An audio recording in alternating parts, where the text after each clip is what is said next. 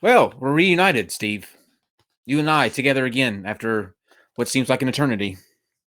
Reunited and it feels so good. Oh wait, we can do the I heart. almost missed you until just I now. know. I, Almost I I missed heard you were you. trying to get away from me from the drunken peasants. I watched. Yes. Yeah. The fact that you two can still tolerate each other is a real miracle here.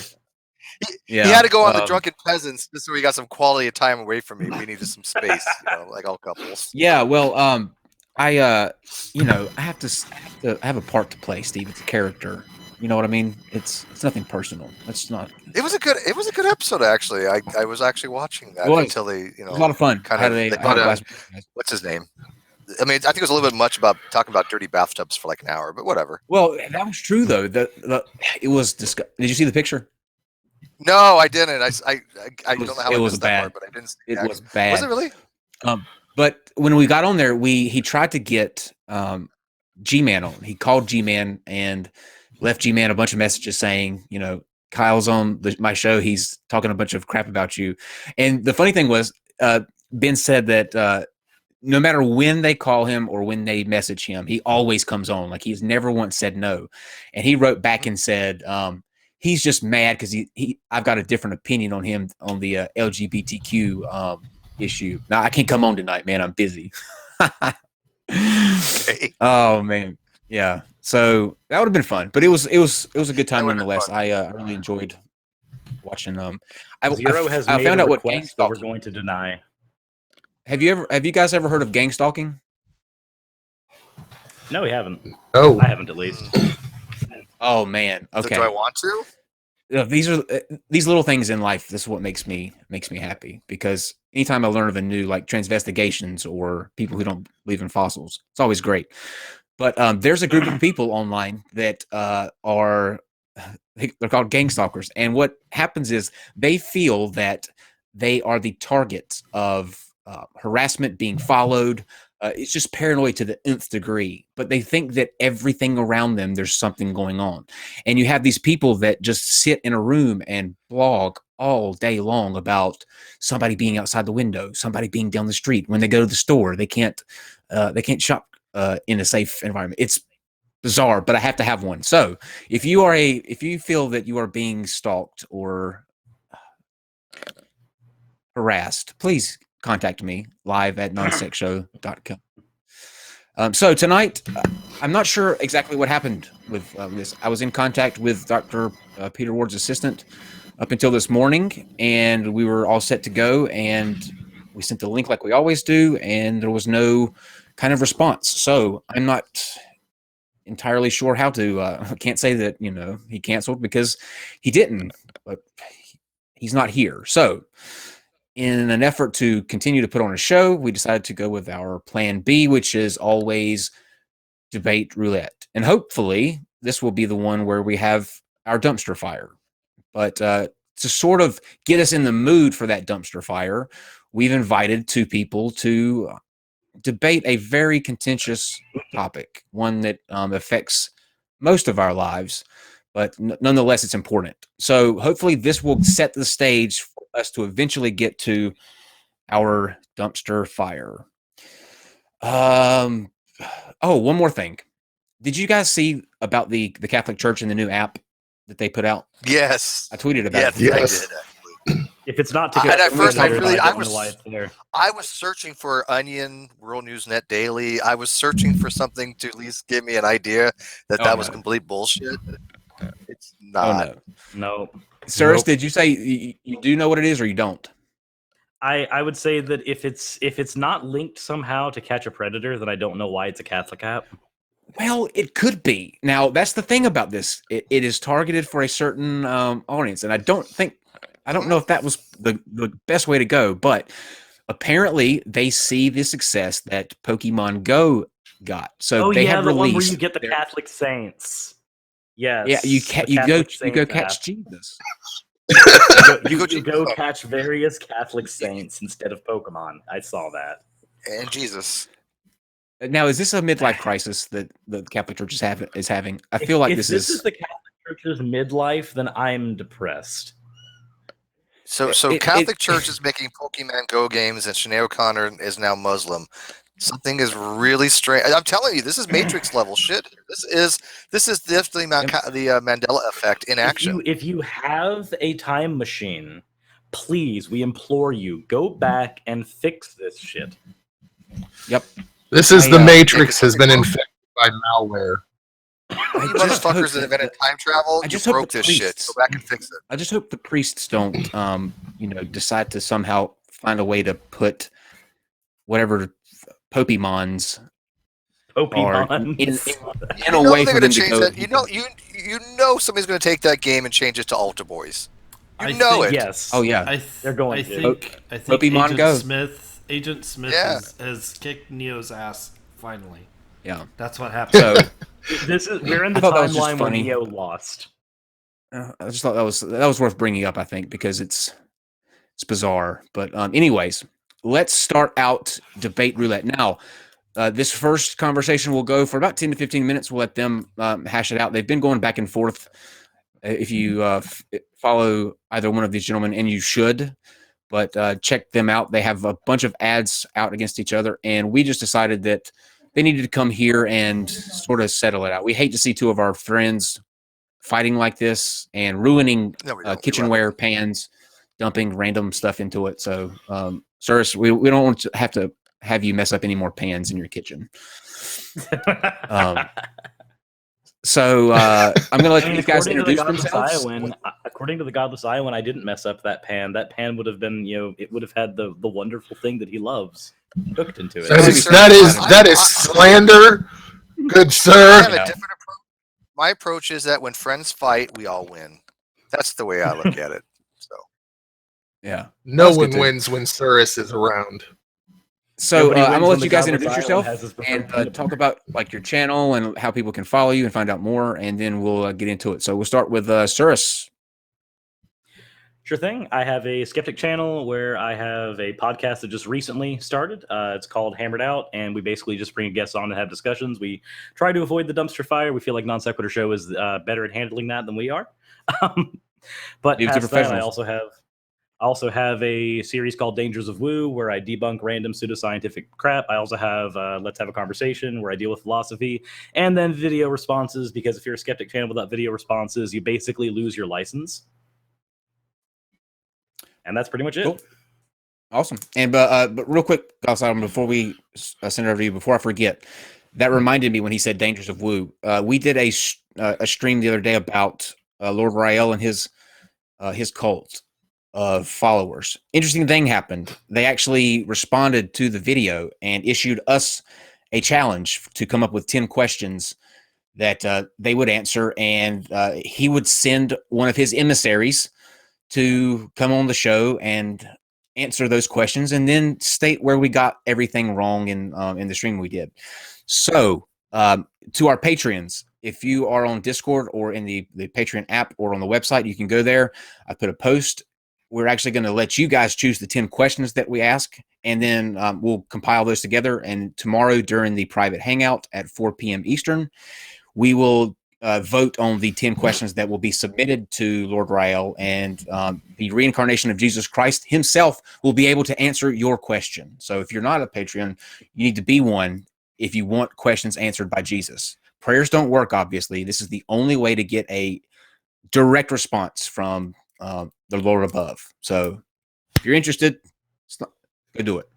Also, Danny Glass, who tells people to drink turpentine, responded to the last Smoking Nun video, and I invited him to be a part of this Sundays. So join us for that. That will be Sunday at 8 o'clock, and we'll see if he shows up. Okay, Godless Iowan, tell us all about your channel, sir. Okay, well, first, before I get into my channel, I would just like to point out that it's obvious that we already have bias from Big Peanut, and the Non-Sec show has been paid off because they allowed Cyrus to introduce his show first, and then they went off into their own thing, and they forgot about me for like 5 minutes there. So Big Peanut's already here, but the American people are going to understand me.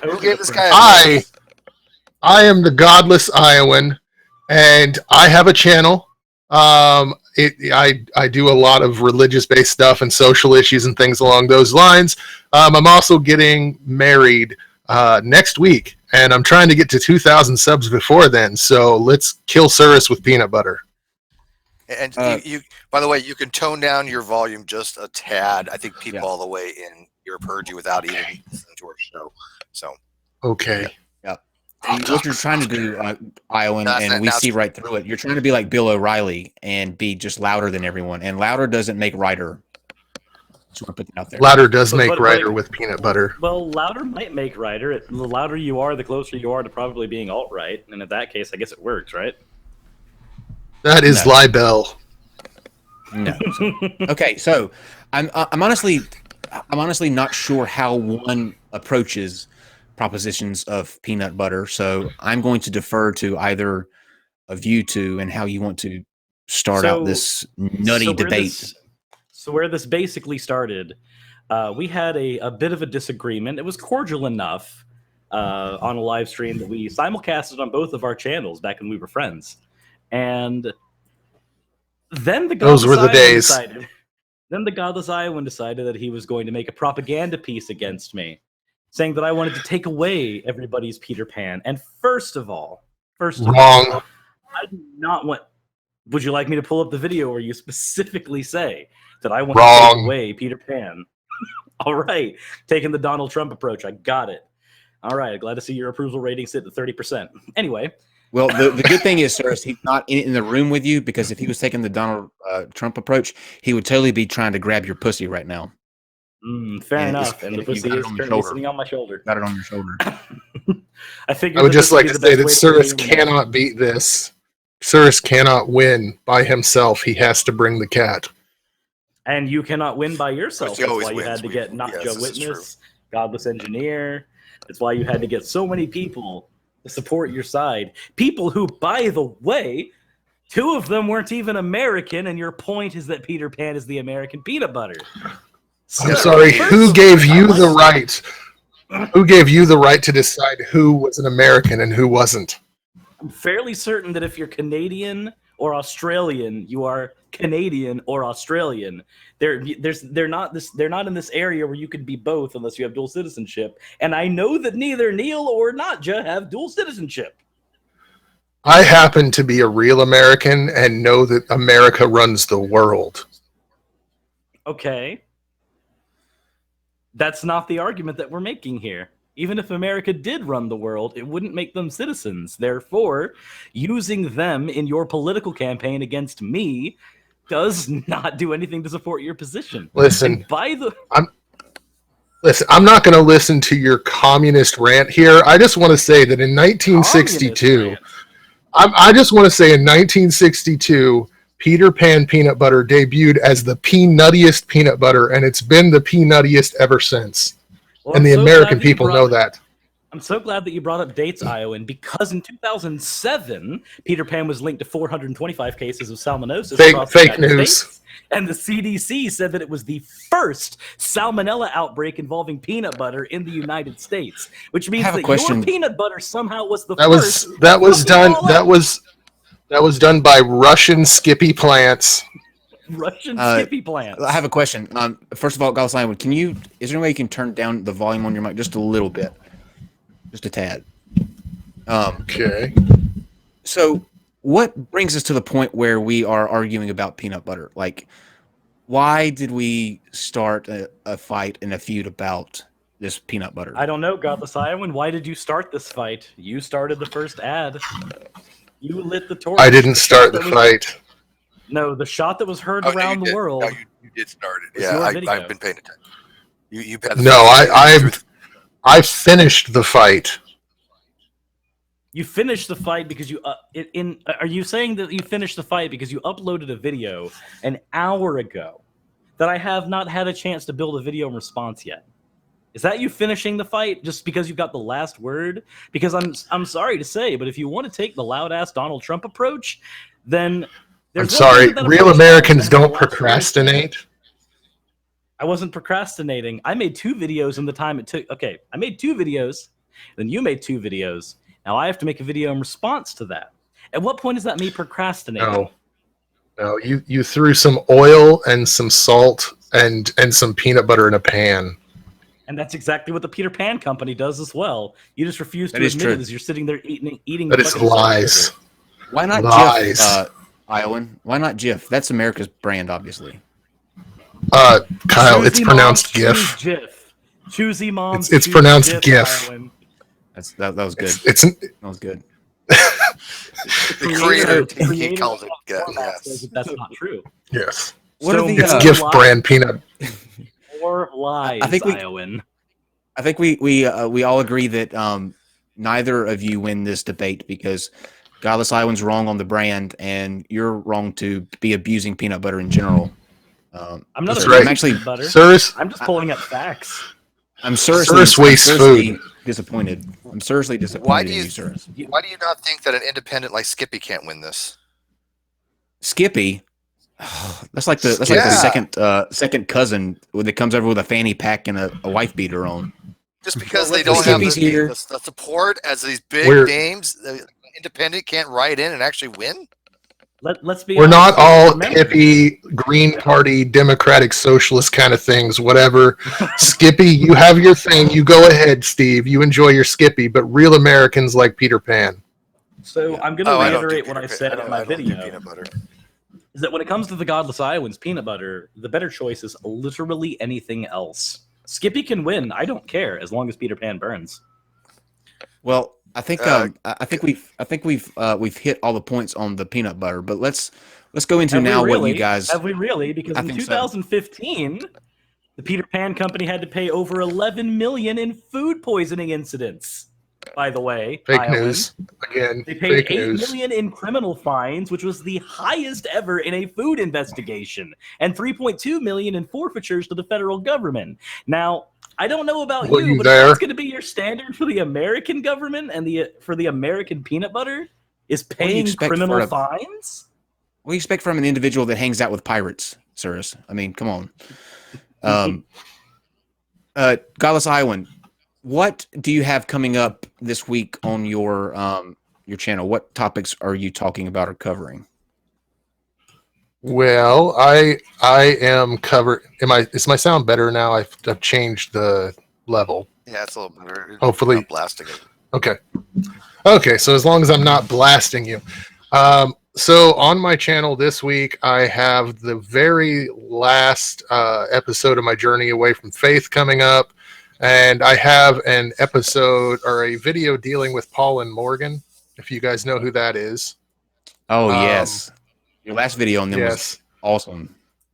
Oh, this one's going to be, I think, even better. I liked making it a lot more. But then also next Wednesday, like I said, I'm getting married to Mrs. Snarky.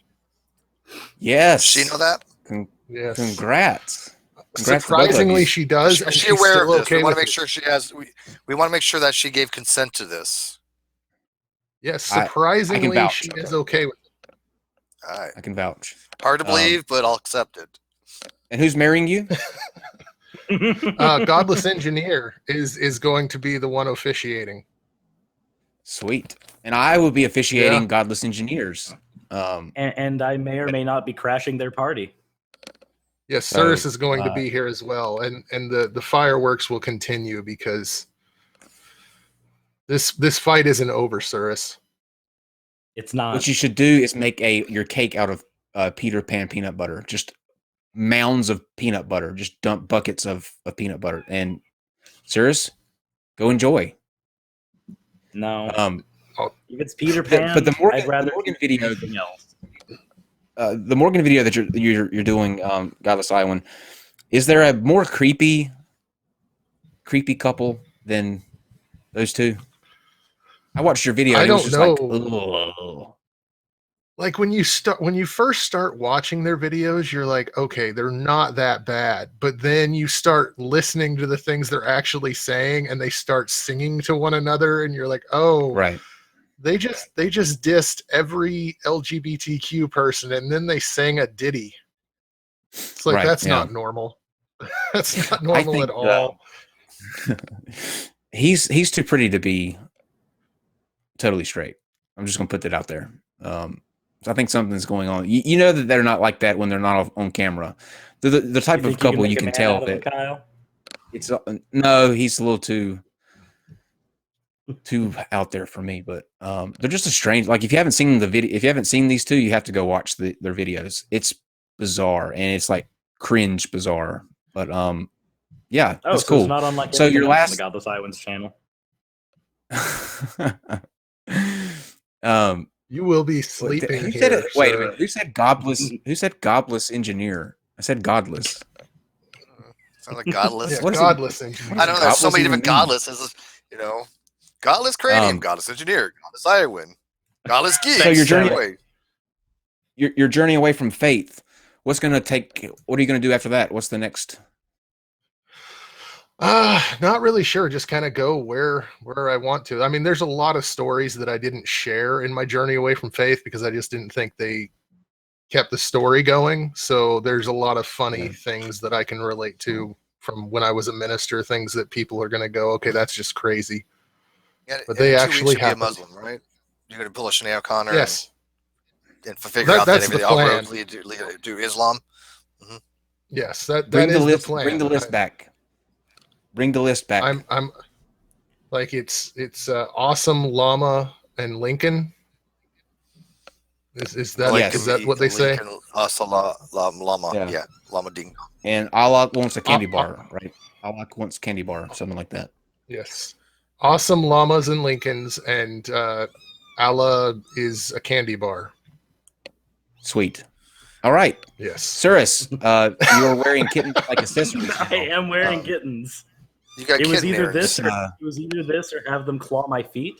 And I'll take this. So cute. Yeah, it is. It's the weirdest thing how cats are like literally the cutest thing as a baby, but when they get as an bigger apex predator, yeah, they don't give a fuck about you.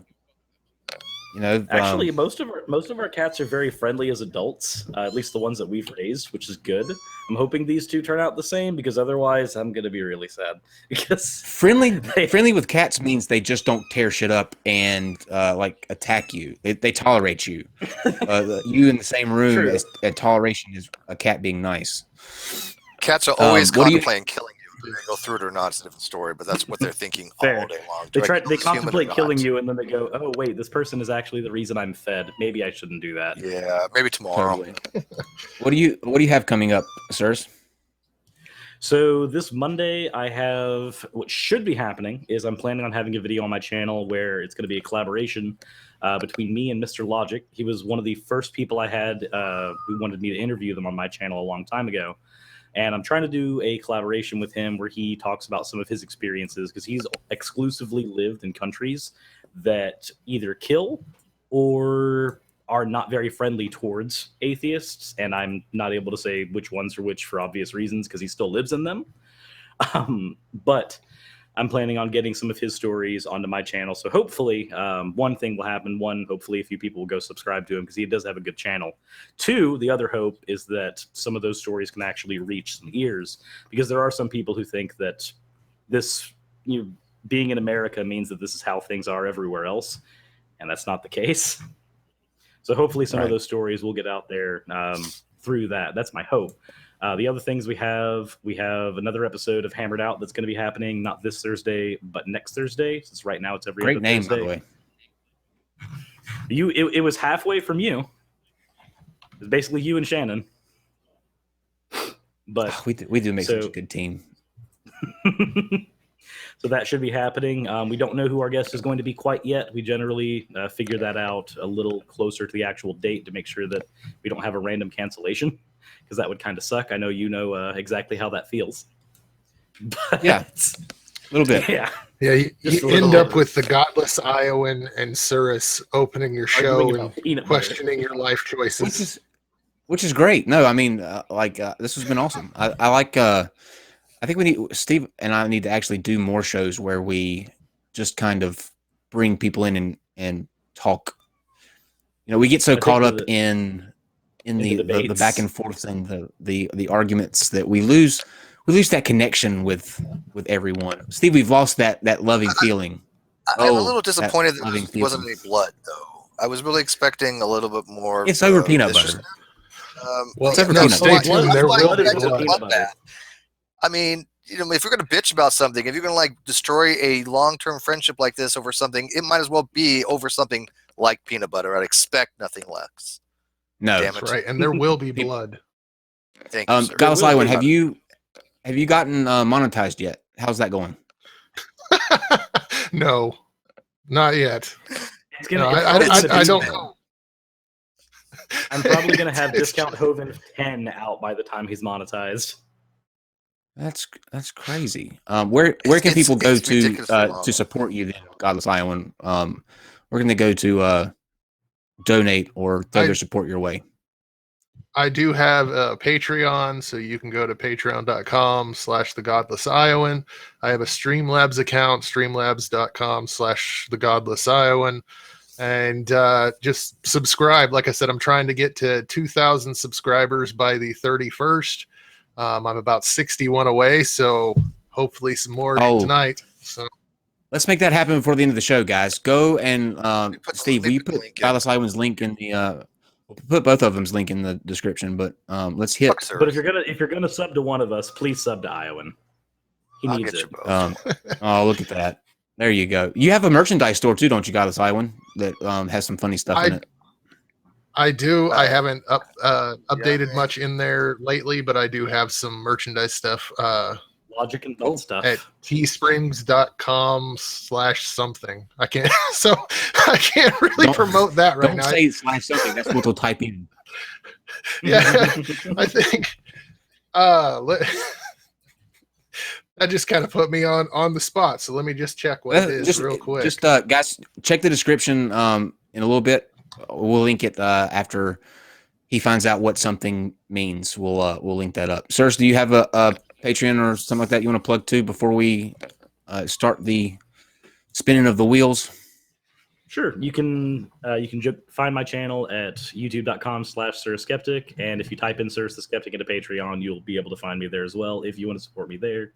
But if you are going to give me money, then I really don't know where your standards are. I'm just kidding.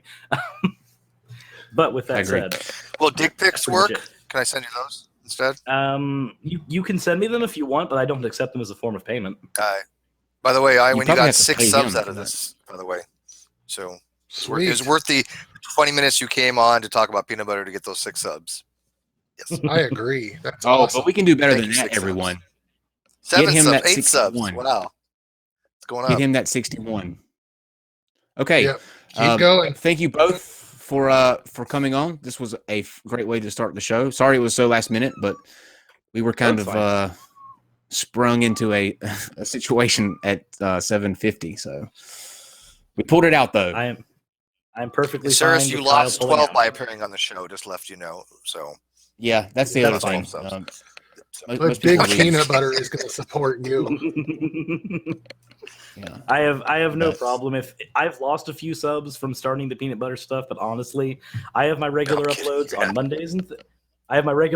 Mondays and Thursdays. Those will always be my regular upload days. If anything happens in between, don't bitch about getting more content. Yeah. You lost subs. You lost subs for doing the peanut butter thing? Yes. He had someone that was really angry about one of the peanut butter videos. Wait. You're still that positive every day. I don't know what you're complaining about. What does that mean? They were angry about the peanut butter video. I have the screenshot of the actual comment. What said, Sir, what is there to be angry about? Sir, if you're trying to promote the Godless Iowan, just so you know, it isn't quite working. And if you keep making videos like these, I would look forward to less videos from your channel. Honestly, you're the saltier one. Or you're not very good at delivering punchlines. Or it's too sudden of a transition, too out of nothing for those who only follow you on YouTube. By the way, the feud started on YouTube, so all the context is on my channel. Anyway, Fuck so the first this was guy. funny. Godless Iowan has a rabid followers. It's like a Trump thing. It's like MAGA people going out. No, I think this thing. Go ahead, Godless Iowan. I was going to say, I started this thing just as a laugh, and I have gotten nothing but positive comments on my channel for this video. Sir's post his, and he just gets trashed.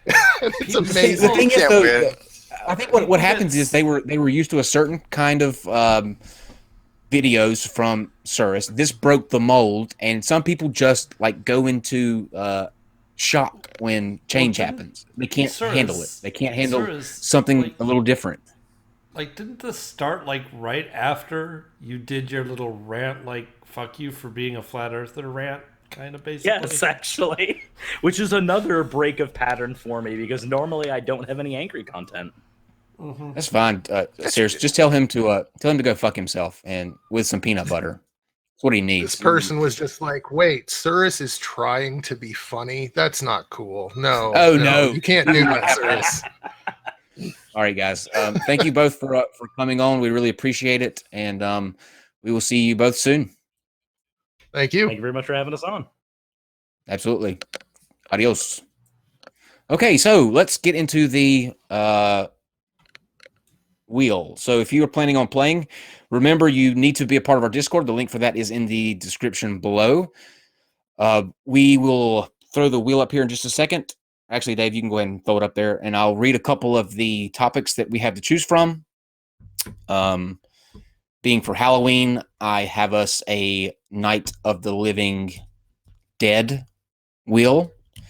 So some of the topics that you can choose from are going to be as follows. Should we limit the number of children per family? Is it useful to have more than 2 genders? Are we causing climate change? Is Black Lives Matter a harmful movement? Should churches be taxed? Is refusing to stand for the national anthem an appropriate form of protest? Is Brett Kavanaugh guilty of sexual assault? Should we eliminate In God We Trust from our currency? And should sanctuary cities receive funding from the government? So, let's go ahead and give the wheel a big old spin. I should have dubbed in some zombie sound effects. Steve, do some zombie sound effects. Hurry.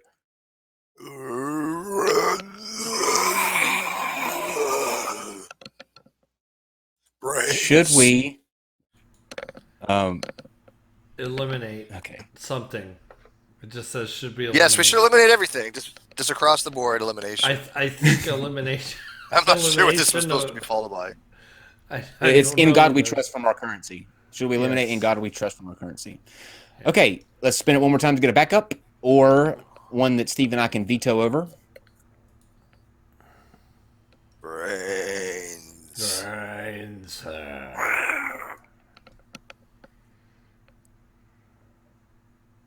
Come on.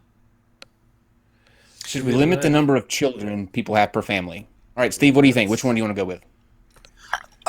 I kind of like the children per family because I think there's actually a dialogue to be had there, especially with the possibility of overpopulation. Cool. All right, there we go. So we will put 3 minutes. I'm really. I mean, seriously, they want to come and do that one too. We'll go with 3 minutes on the clock to vote. Put 1 if you think that we should limit the number of children that people have in America, and 2 if you disagree with that. So 1 if they should be limited, 2 if they shouldn't. And then we will. Now remember, you have to have a camera. You don't have to show it yourself, but you have to have a camera and you have to be on the Discord. So if you're going to come on in, make sure you have a mic, headphones, camera, and the wanted to actually have the discussion. And don't bother voting if you can't come on because it's pointless. Right. Voting vote if you want now. to come on. Wow, there's actually quite a bit of... so let's see what we have to catch up on. The Turpentine guy. Yeah, so I heard from Turpentine guy, and he made a comment on the video from the last Smoking Nun, and I'll read what he had to say. Which it was just such a smart comment. What did I do with that? What did I do with it, Steve? It was on your phone just a minute ago. I know. I got too much junk on here. Okay, so he says,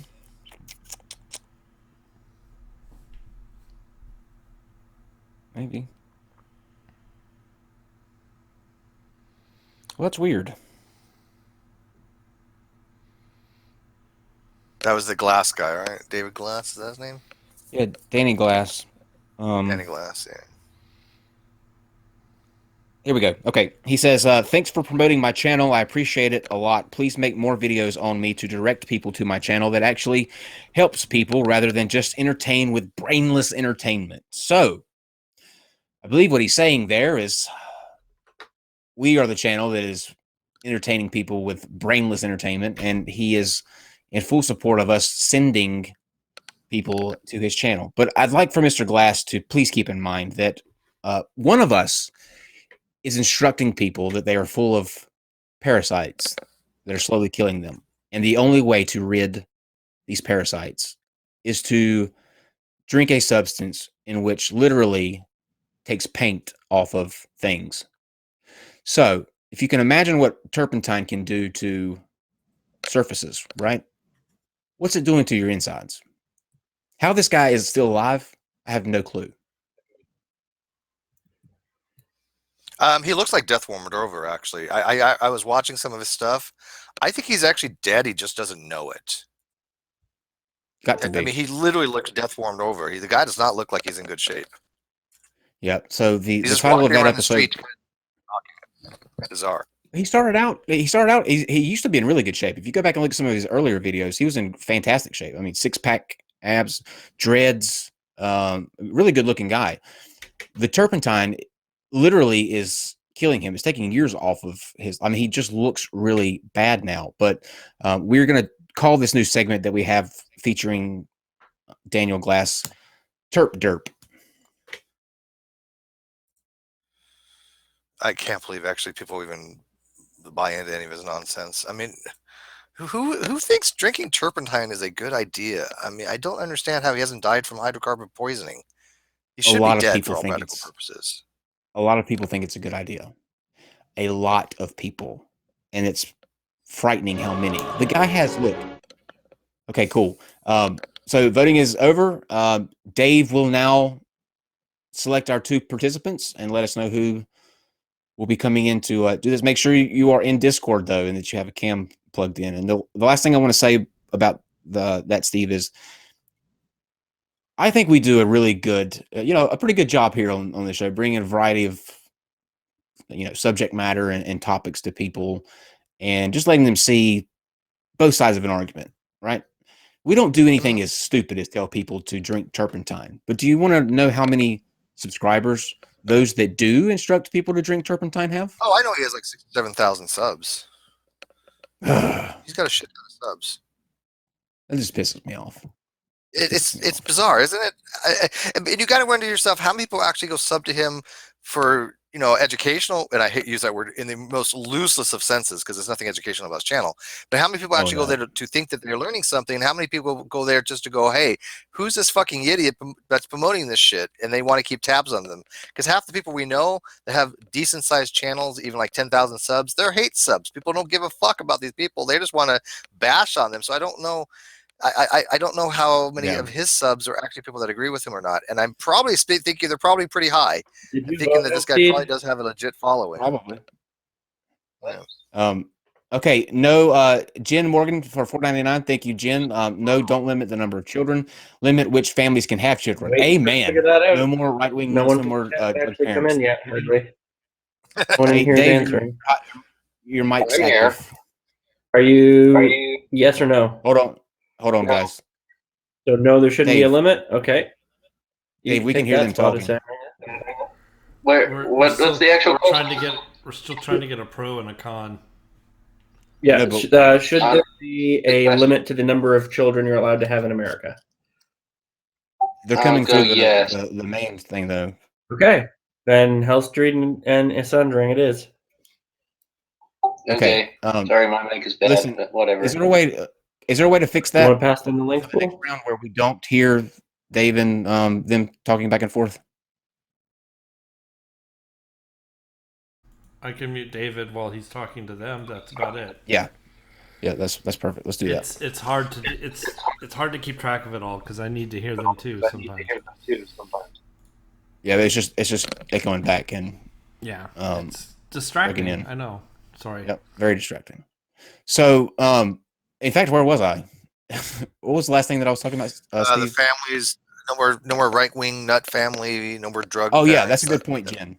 Yeah, that's a very good point. I think that's a good idea too. There are I don't mind the number of kids you have. I mind the way in which they're being brought up in that environment. You know what I mean? Like there's certain people that just shouldn't.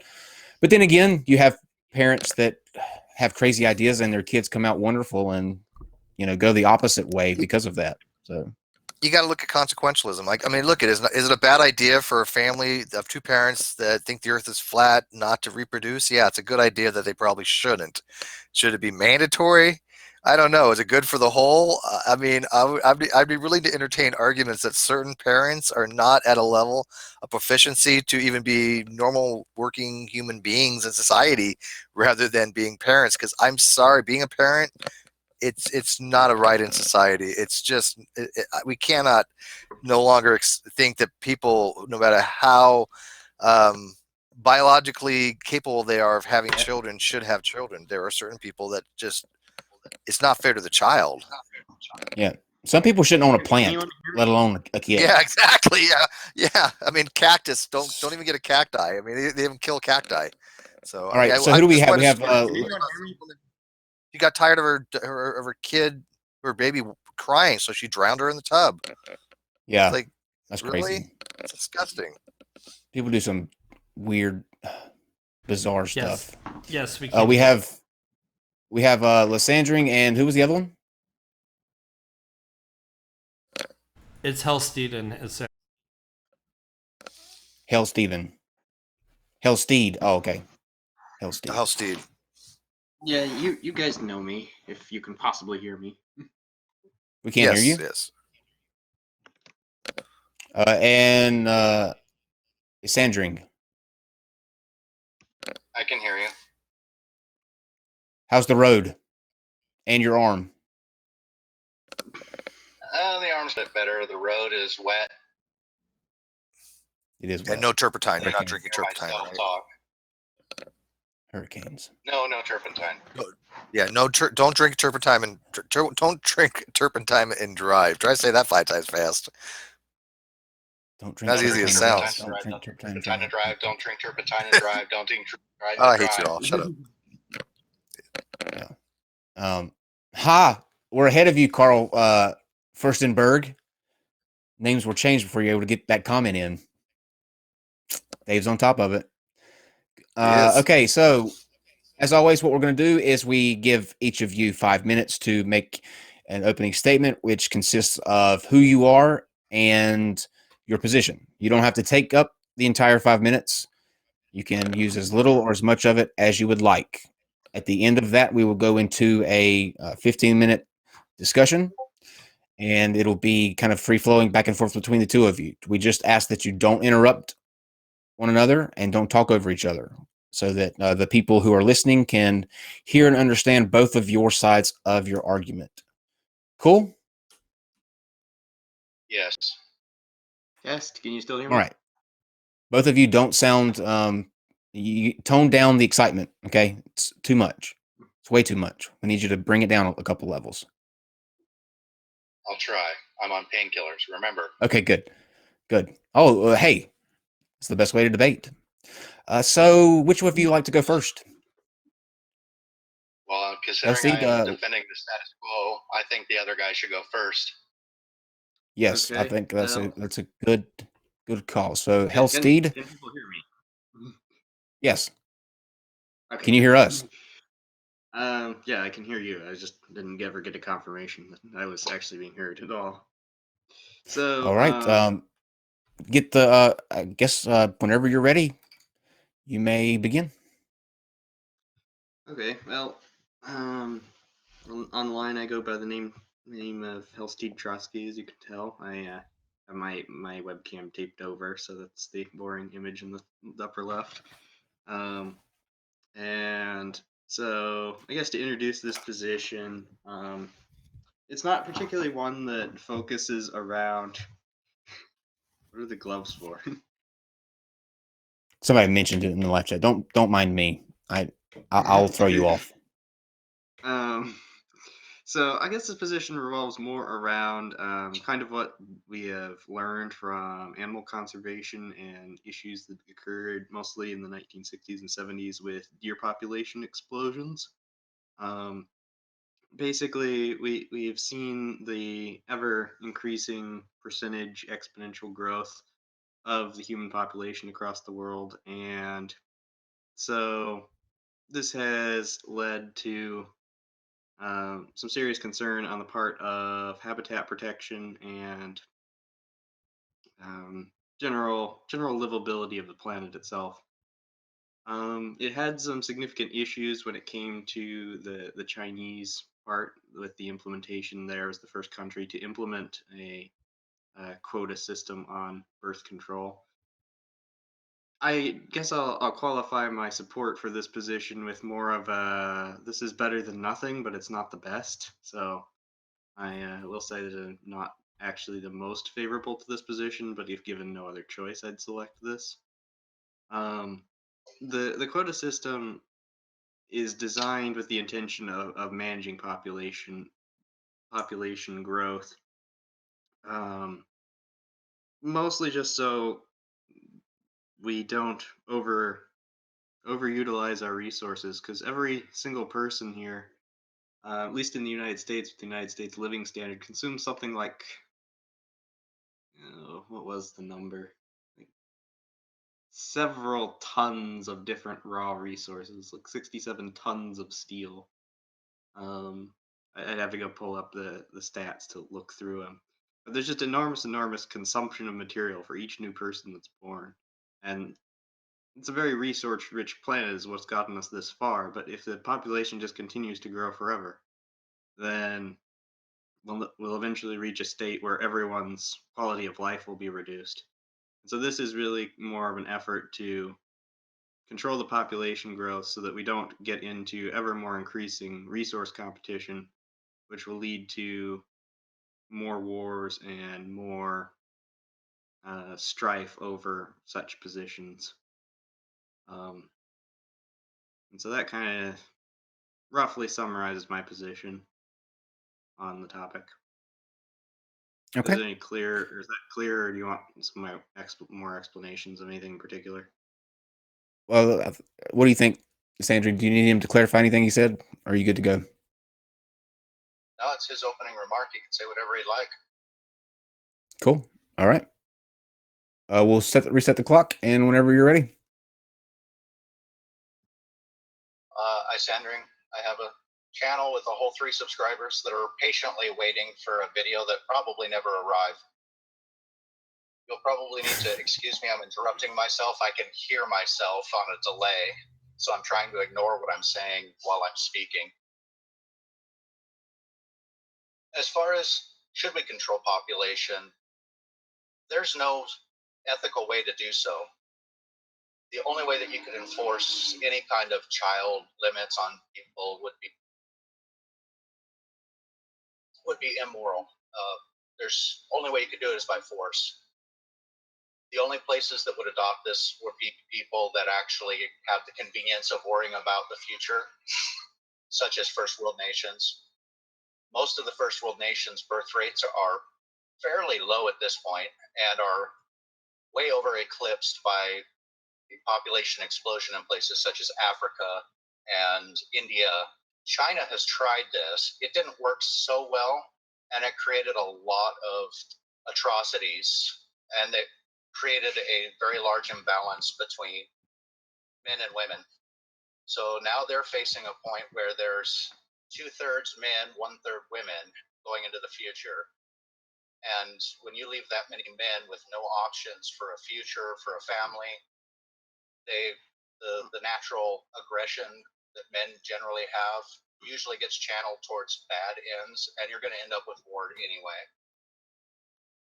The natural world has an amazing way of, if cruel, balancing numbers.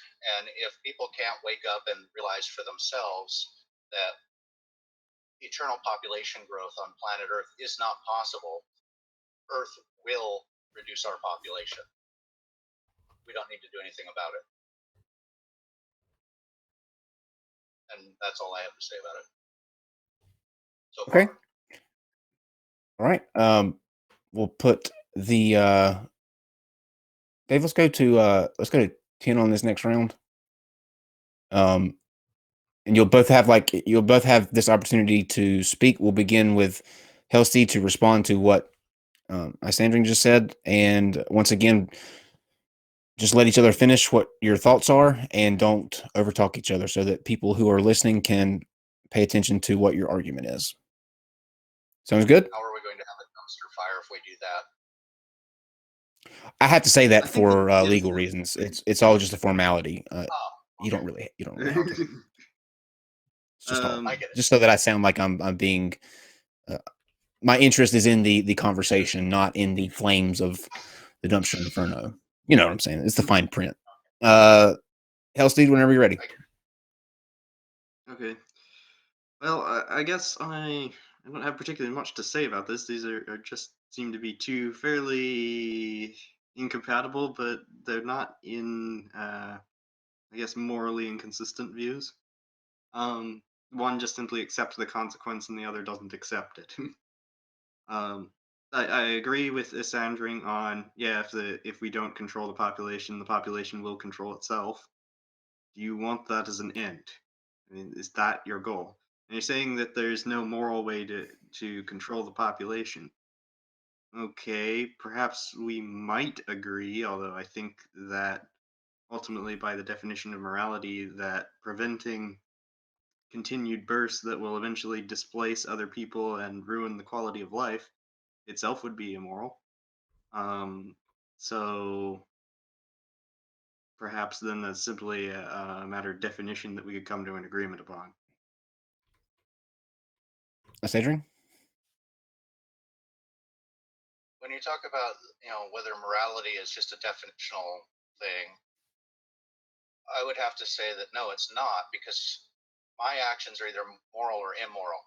If I do nothing, I'm not doing anything immoral. If I, in my own life, realize that the planet can't sustain such a population growth and I choose to have no children because of that, then I have done the moral thing. The instant I initiate force against somebody else to force them to not have children, I have committed the immoral act. It's not immoral to allow nature to take its toll. Nature by itself is amoral. It doesn't have a care one way or the other. And if the human race as a whole cannot understand unlimited wants and desires on a planet of limited resources and act accordingly, then the human race as a whole doesn't deserve to exist, and they deserve the consequences of their action.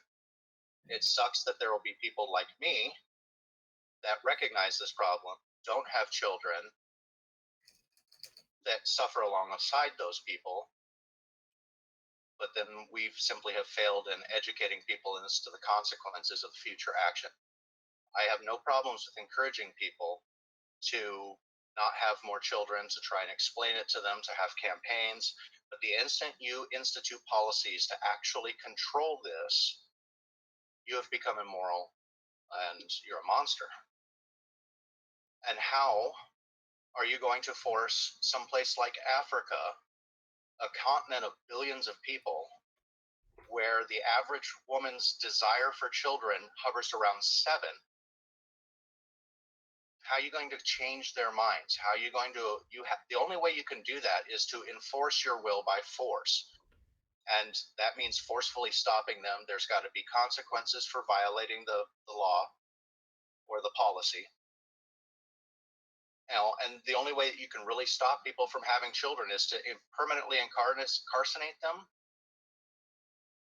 I believe the word is circumcision, but maybe I'm wrong there. Anyway, no, circumcision has nothing to do with it. Words. Circumcision is removing the foreskin from the penis. Right. We're talking about a vasectomy. Anyway, you know what I mean. Yeah, vasectomy, which would be sterilizing them. Yeah. You can sterilize I think close enough, right? Yeah. It all deals with that general area. So I guess I would say that the debate topic was somewhat limited to the United States specifically, if I recall correctly. So the bringing up of Africa, okay, seems a little out of scope to me to the question. Obviously, no, I pretty much agree with everything you just said. Controlling Africa in any regard is a major headache. But much All right, much I will less. bring up this point. If you're talking about just the United States, should we do this just in the United States? You're not going to be capable of achieving the goal of population reduction on planet Earth with just controlling the United States population. Africa is growing 10 times the population of the United States, and if the United States had a zero population increase, actually a negative increase because we banned all children, we would not have any significant effect on the overall population growth of the planet. The only way that kind of control system could possibly work is to focus on areas of the greatest population. I guess so you're going to do an immoral act to not achieve anything. I guess I one, don't particularly agree that it's immoral, but secondly, to address the other point, the three most populous nations in the world, China, India, and the United States. So even if we have a lower percentage growth, the total number from the United States is probably still going to exceed the greater growth from Africa. Obviously, the African growth has some sort of cause at the moment. I'm not particularly sure what that is because I'm not that in-depth in African politics. But I'm not entirely sure that that would be sustained over a long term. So maybe forgive my ignorance on that issue. Maybe you know more. Possibly. One of the things about the population growth in Africa has a significant amount to do with foreign aid. We're dumping lots of cash in there, and instead of using it to advance their economies, to build up their countries, they're using it to have more children. Right, and that but when you look at the population of Africa as a whole, just that continent, and the population of North America as the continent, the population of Africa far outstrips that of North America. And they're growing at 7 times what we are. Okay. Well, the second issue, I guess, is I view this from a moral standpoint of if the individual will not give up rights to the greater society, and the continued individual actions will eventually lead to the destruction of that society and the eventual destruction of all individuals in that society, then how could one correlate this without saying that self-destruction was moral or self-destruction was immoral? It seems to defy the entire concept of the social contract to me.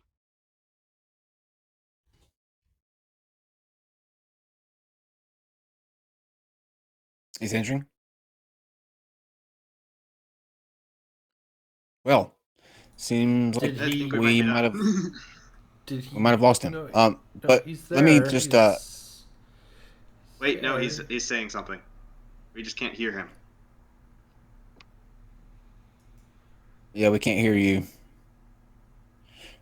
Well, until he comes back, Hellsteed, how would you go about enforcing this? Yeah, let me pause the timer. So I guess from the point of view of enforcement, it would probably mostly just be an anti-incentive package at the end. I would probably not actually prevent people from having children. I would simply request that those children born outside of limits would be taken over by the state.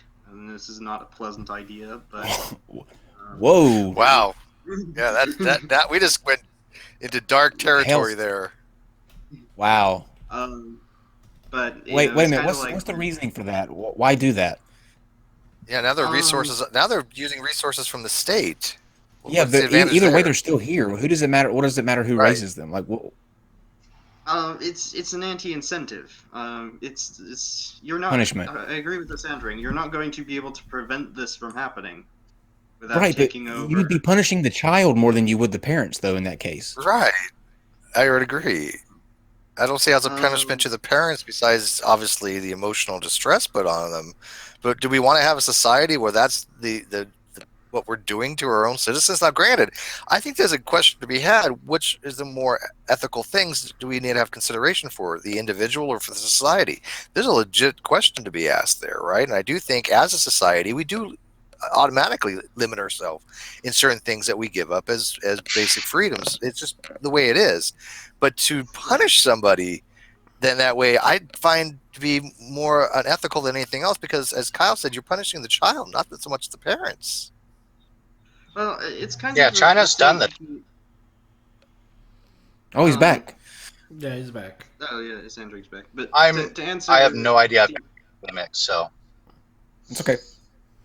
But China no longer has that limit anymore. Start the clock. Let's read. No, they don't. Let's kind of reset, just so we're all on the same page. We'll start the clock back again. And if you just want to kind of jump in based on what you heard, Sandring, and then we'll go over to Hellsteed, who can sum up. But let's give Sandring a chance to respond to what he's heard or hasn't heard. I don't know how much you did hear. I didn't hear very much of it. I was trying to figure out. I've never used the vMix call-in thingamabobber, so apparently I somehow ended up muted. I don't know how. I just figured out where the controls were. Okay. Yeah, sorry. It takes me a minute to figure these things out, cool. Especially on a phone. Did you want to? I didn't hear much. Oh, well, I didn't hear much other than doing something. I'm assuming with removing children. I didn't hear the actual proposal. I asked him how he would enforce the limiting the number of kids that you can have, and he said that one of the ways as a deterrent would be to, if you have children outside of the set number, the state would come in and take the kids, and they would be raised by the state. Okay, so how would the typical trailer trash people that are having 6, 8, 9 kids that are, low income, lower end of the poverty scale, what shouldn't be having children responsibly anyway, how is taking those kids away going to stop them in any way? They'll still have sex, they'll still have children. Well, the next so to finish that was just the start, and then we got off into a whole side discussion. Oh, okay. But there would be financial penalties, other negative impacts, kind of like any other particular infraction of the law that we have. Most legal infractions are actually fines, and then jail is actually fairly limited to more severe things. So it'd be probably a stacked. So ultimately, you're going to use lethal force to enforce this, because eventually things will scale up and up and up and up and up until eventually you have no choice but to use lethal force. That's how all laws in the United States are enforced, is with the threat of potential lethal force if you continue to disobey. And you're now you're abdicating the initiation of the use of force to government to compel people to not have children or potentially be killed for it. I have a problem with any law that you can't, literally put a gun in your own hand, point it at somebody's head, and say, if you don't follow this law, I'm going to shoot you. If it's worthwhile, murder, I don't have a single problem shooting somebody for trying to kill somebody else, raping somebody else. But trying to allocate federal funds or parking or speeding or seatbelts, any of these kinds of laws, I find immoral, because ultimately it is the threat of the use of force that enforces all laws in the United States. And it would be the same way with enforcing a child limit. Not only that, but we've seen the kinds of atrocities that people will do, as far as they have a child, they really, really wanted a boy, they ended up with a girl. Well, here's your one child, you get the girl, unless they die at a very early age, and you're going to see an uptick. I mean, we've watched this happen in real time, and China was condemned so many times for the kinds of things that were going on over their one-child policy. They've revoked it now. Oh, we're out of time. Sorry. Yeah, well, I was going to let Hellsteed respond to that. Yeah, and then we'll kind of wrap that up. So, okay. Hellsteed? I don't have it. I don't have time to go into the Chinese policy due to the time limit running out. We could go on about that. But I'll just answer the general libertarian dilemma. The issue of, if you don't have a state that can enforce lethal force over its citizenry, then how exactly? What's your replacement for the rule of law at that point? Oh, You would I'm not abdicating. I'm not advocating the use of force for government. I'm not saying they can't. I'm saying that it needs to be for a moral reason to stop something like murder. I would absolutely advocate for the use of force to stop that, to stop rape, to stop violent crime. Sure, but you're going to literally punish the poor, because by and large it's the poor that have the most number of children in this country. The wealthy, and I hate to say higher intelligence because it sounds so horrible, but they've realized, the better off people have realized that having children in this day and age is not such a great plan. There's lots of problems. There's lots of socioeconomical problems. Some people think that it's the worst times we're living in, even though by any measurable standard we're in the best times.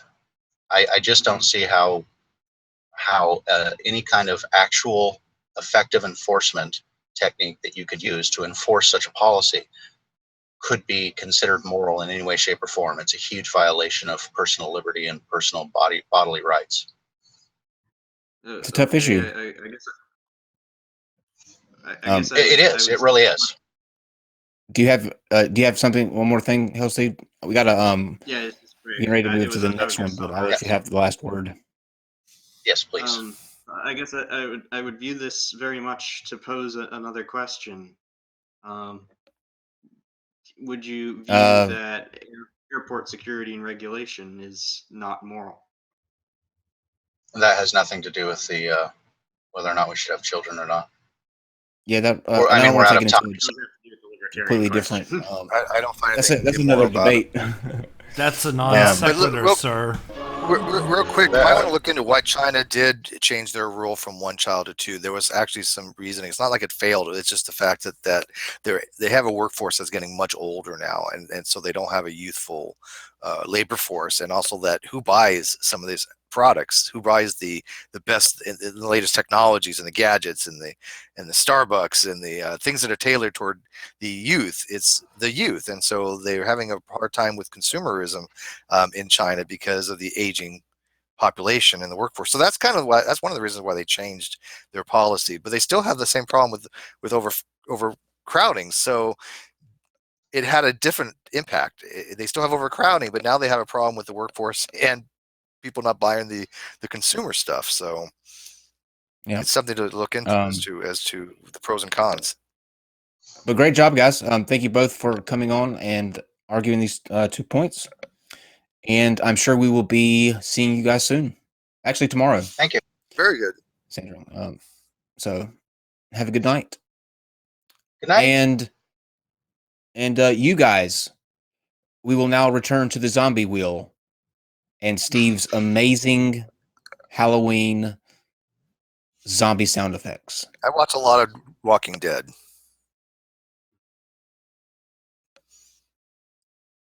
All right.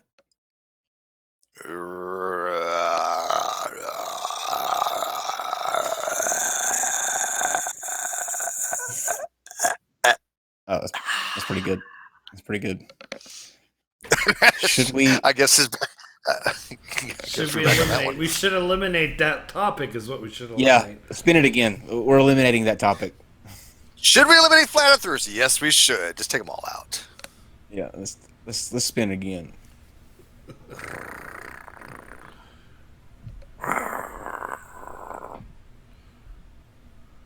Ooh, what do we got here? Oh, I can't even see that. I can't until it pops up on the outside feed. I'm sorry. Let me get it.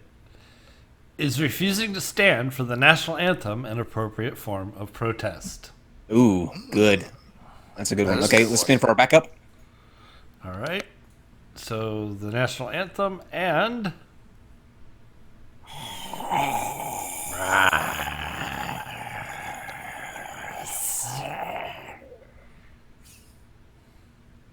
should we eliminate? Just kidding. What is this one? Should prostitution be legalized? We should definitely go with the voting, I think, Steve. Sure. I mean, the standing during the You're standing, yeah, National pledge, yeah. No, I'm okay with that because we obviously think that not only should prostitution be legalized, we should think that the government should give out waivers and vouchers for it. So yeah. Those that need that service, yes, absolutely. I mean, right, think about it. You know how many people get voted into office if that was the platform? You get a voucher, for that. Sure. You got my vote. Yeah, but the evangelicals would never. It would never happen. They're the ones using those vouchers. Are you fucking kidding me? Please. We got 3 minutes on the clock. The question is refusing to stand during the national anthem an appropriate form of protest? So those are the people that think it's okay to take a knee or not stand when the anthem is being played. So press 1 if you agree with that statement, that it is appropriate to not stand during the national anthem. 2 if you disagree with that. 2 if you think you should always stand during the national anthem. And we'll begin the clock now. You want to debate it, make sure that you vote. If you vote, you meaning that you're going to come in to debate this. So don't vote if you have intention of coming in. We talked about Africa a few minutes ago, and I wasn't going to share this with very many people because when you get a bunch of money, people come out of the woodwork, right? As soon as people hear that you have a little bit of money coming in, they come from all different places. But I had something exciting happen to me the other day. I got an email from a fella in Africa. And Steve, just listen to this. All right. We're not going to ever have to worry about a thing again. He says, my name is Ethan James Mumbaya, Director of Operations at the Standard Bank of South Africa. This message might meet you at an utmost surprise. However, it's just my urgent need for a foreign partner that prompted me to contact you for this transaction. Now, an account was opened in my name, a customer named Mr. Thomas Hamas, and I'm not making that up. It is Thomas and then Hoamas. Thomas Hamas, who was a consultant contractor with the Federal Ministry of Mines and Power here in South Africa. He made a number of fixed deposits with my bank valued at a total of $37,521,457 for 12 calendar months since 2010, which has been rolled over twice in 2011 and 2012. Then we'll skip a little bit of this other stuff, but he never left someone that the money was to go to. They found Mr. Thomas Hamas dead. He died of a plane crash in Libya on the 12th of May, 2010. You may have heard or read about it, and he linked a New York Times article about a plane crash that happened in Libya. No indirect or direct claims have been made on this account. It has just been sitting here. And he doesn't say how he found me, but he says that he is going to, at my discretion, and to make sure it stays discreet, put me down as the next of kin for the fund of the investment. And he will split this money with me. And all it takes for me to do this is to wire him $10,000 to get the necessary paperwork in order. I think this is a steal. That's a steal. Oh my God. What are you waiting for? Yeah, I'm not. I'm actually, I am saving up now. Did he ask for your social security number too? Oh yeah, but that's nothing. I mean, I give that out like, Okay. He had that as my second reply to him. I replied to him and I said, I'm not going to search for the email, but it went some along the lines of this. I said, fate has brought us together. I am eternally excited to be going through this venture with you. Please send me the statements from the bank as well as a proof that Thomas Hamas is dead and why Thomas Hamas never bothered to change his name. Because no one of sane mind goes through life with the name Thomas Hamas. Right? He literally just dropped the T off of Thomas. Thomas Hamas. Yeah. Do you know why?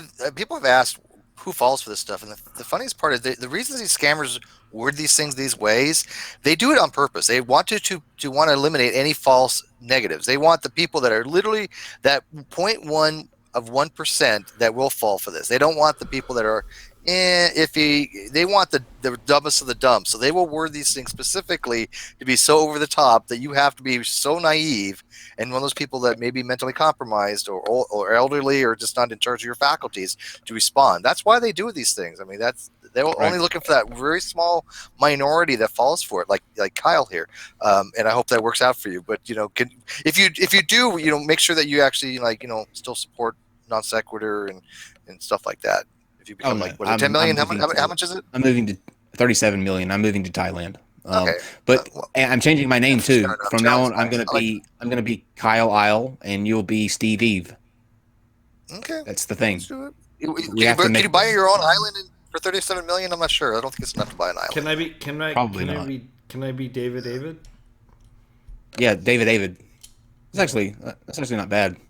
Yeah, I like David. Steve. Speaking of Davids, who do we have coming in for? Should you stand or sit during the national anthem? Do we have a debate? It's an interesting topic. I don't even know if no one is coming in the Discord, he says. So I don't know. People, let me look at the ones and twos here.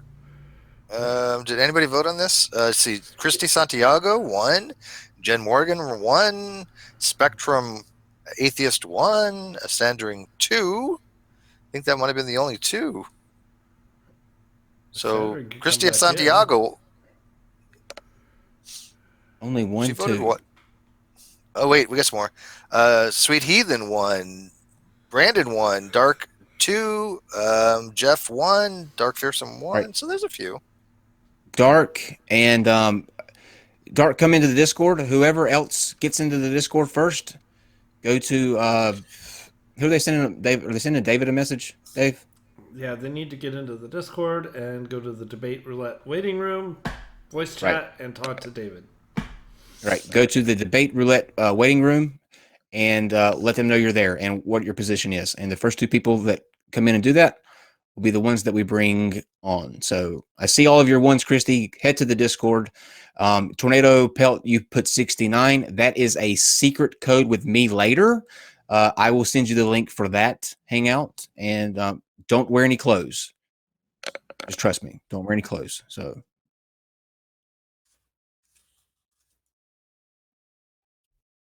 Okay.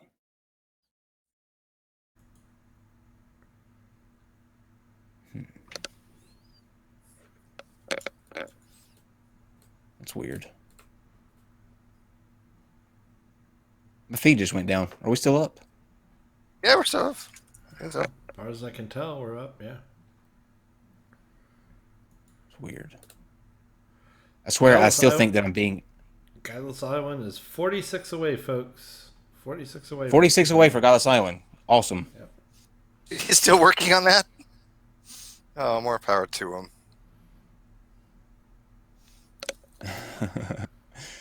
I can't even say your name. Sol Yasya? Is that how you say that? Don't be jealous. I would say get you in later. Satasia. That's how I would say that, but I could be. All right. Do we have our 2 people in the Discord? We got some people up in Discord. I don't know who they are or if they're coming in, but we got some people up in there. All right. So how do we figure out if they are come in or not? We asked David McGinnis. That's who he is. All right. David McGinnis. He's literally in the Discord right now. Yeah. Yeah. I'm asking him right now. Okay, we have 1s in the room waiting for a 2. All right. So if you do not think that sitting for the national anthem is appropriate, we need you to head to the Discord so that we can talk this out.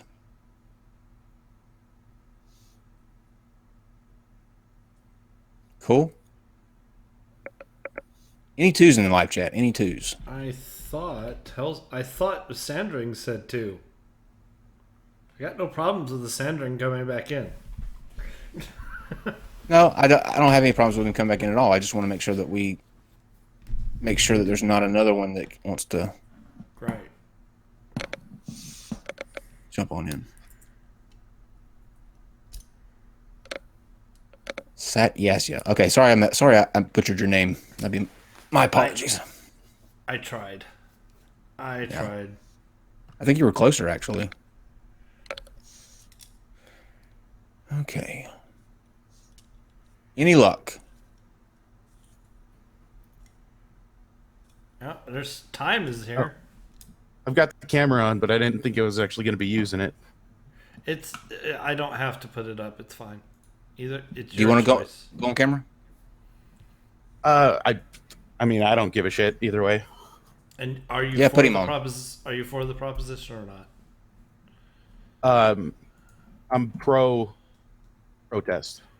Pro protest. Got it. That'll work. And you are time. Cool. Give me 1 second. Not a problem. All right. Who is against it? Who is against it? Who is against it? I'll give you two guesses. I have and my one name. of them's not the same. I did not need that in my head. Damn you. Well, Tornado Pelt, you shouldn't just press random numbers. You know, there are consequences to every action that we do here on Earth, and when we ask you to hit 1 or 2 and you hit 69, there is a consequence. And I'm sorry, but you just have to deal with it. And then we have 42. 42 is with Steve. So congratulations, Sean. Well, wait, a 42 is the answer to everything, so we have to accept that. No, we don't.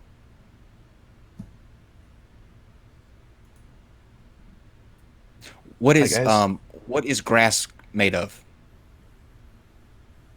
What is grass made out of?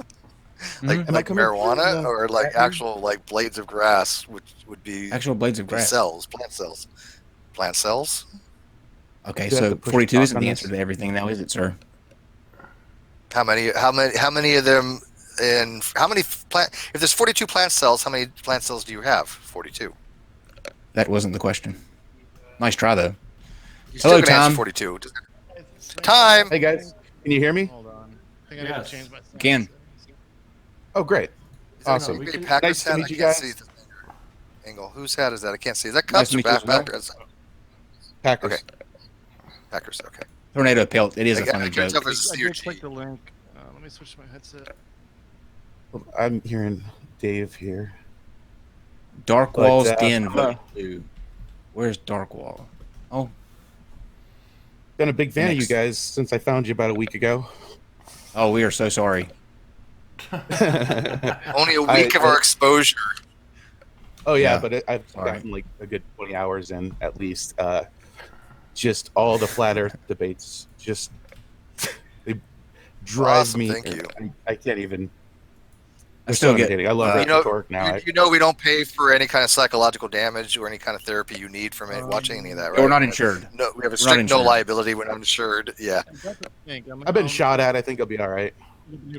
Continuing to watch. Continue to watch is completely on you, sir. We can't. Wait. We have the other participant here, and next, sir, go ahead and speak. We can hear you. You can just mute yourself in here. You won't be heard in the room. All right, can you hear me in the room? Yes, we can Yes. hear you. Oh my god. Okay. Welcome, sir. Yeah, mute Welcome, sir. Discord. We don't need to be in Discord. All right, is this, so is this time- working now? Yes. That sounds perfect, actually. Sound good. Awesome. Real quick, time. How did you find us? Oh, I think it just popped up in my recommended feed. To be honest, I was probably watching something Aaron Raw related, and no, it was COVID. It was Kent Hovind and King Crocoduck. That was what it was. Nice. Ah, cool. Yeah. Well, good. We're glad you found us, and happy to have you aboard. It's been a horrible blast. That's actually an appropriate way to sum everything up. A horrible blast. I like that. That'll be our new tagline. NonSequitur. Horrible blast. Inexter. Inexister. Yeah, it's Inexister. Inexistor. Oh, okay. Right. Yeah, it's a weird one. I'm just to say. sounding out here from what I see on the screen. Just curious, how did you find us? I found you guys a couple months ago on YouTube, and absolute shout out to you guys. I love the discussions you guys have. I love the format that you guys have up here, where it's not just an echo chamber, where you get people to actually discuss about things. I think it's super cool. Honestly, I didn't want to click on this, to be totally honest. It's not the one sort of thing I would like to discuss. but it seemed like you were needing somebody to discuss it. So I'm putting myself out here as for the sake of the debate. I'm terrified. It's a difficult. I have so many other things I would rather be on for. Well, but we'll get that opportunity too. I hear you, but it's a good conversation to have for anybody who is kind of middling on it. It is, and I hope I have something worthwhile to bring to it. So we'll see. Can I ask you guys a question? Are you both either mentally unstable or prone to go in fits of rage? I'm pretty level-headed for the most part. Damn it! Just a little tipsy. None of these I'm guys. working on that. None of these. Hopefully He not tonight. bought multicolored gloves for this very thing. So Actually, Steve, I'm glad you said that. I actually did buy multicolored latex gloves, but for a reason. For next week during the Red's Rhetoric and Mr. Intelligent Design debate, because depending on what color gloves I have yellow, I have red, and I have green. We'll start out with green, but as we go up, the gloves will be able to indicate what level of dumpster fire we're at. Okay, because I want you guys to be able to. It's like the terror thing that they used to do. The code. What level are we threat at? level, the dumpster level. Yeah, there you go. Yeah. All right. So that's the what topic is. that we are discussing now is going to be: is refusing to stand during the national anthem an appropriate form of protest? And we will begin with time. You each get 5 minutes. You don't have to use all of the 5 minutes. You can use as much or as little as you'd like. Use that 5 minutes to introduce yourself and your stance on the question. And time, whenever you're ready, sir. I'm all set. Just start going. Take it away. There's the timer. Okay. Well, me, I was about to say former veteran. I'm a veteran. I served in Afghanistan, and a lot of people say that this argument that it's to kneel for the anthem is against the troops.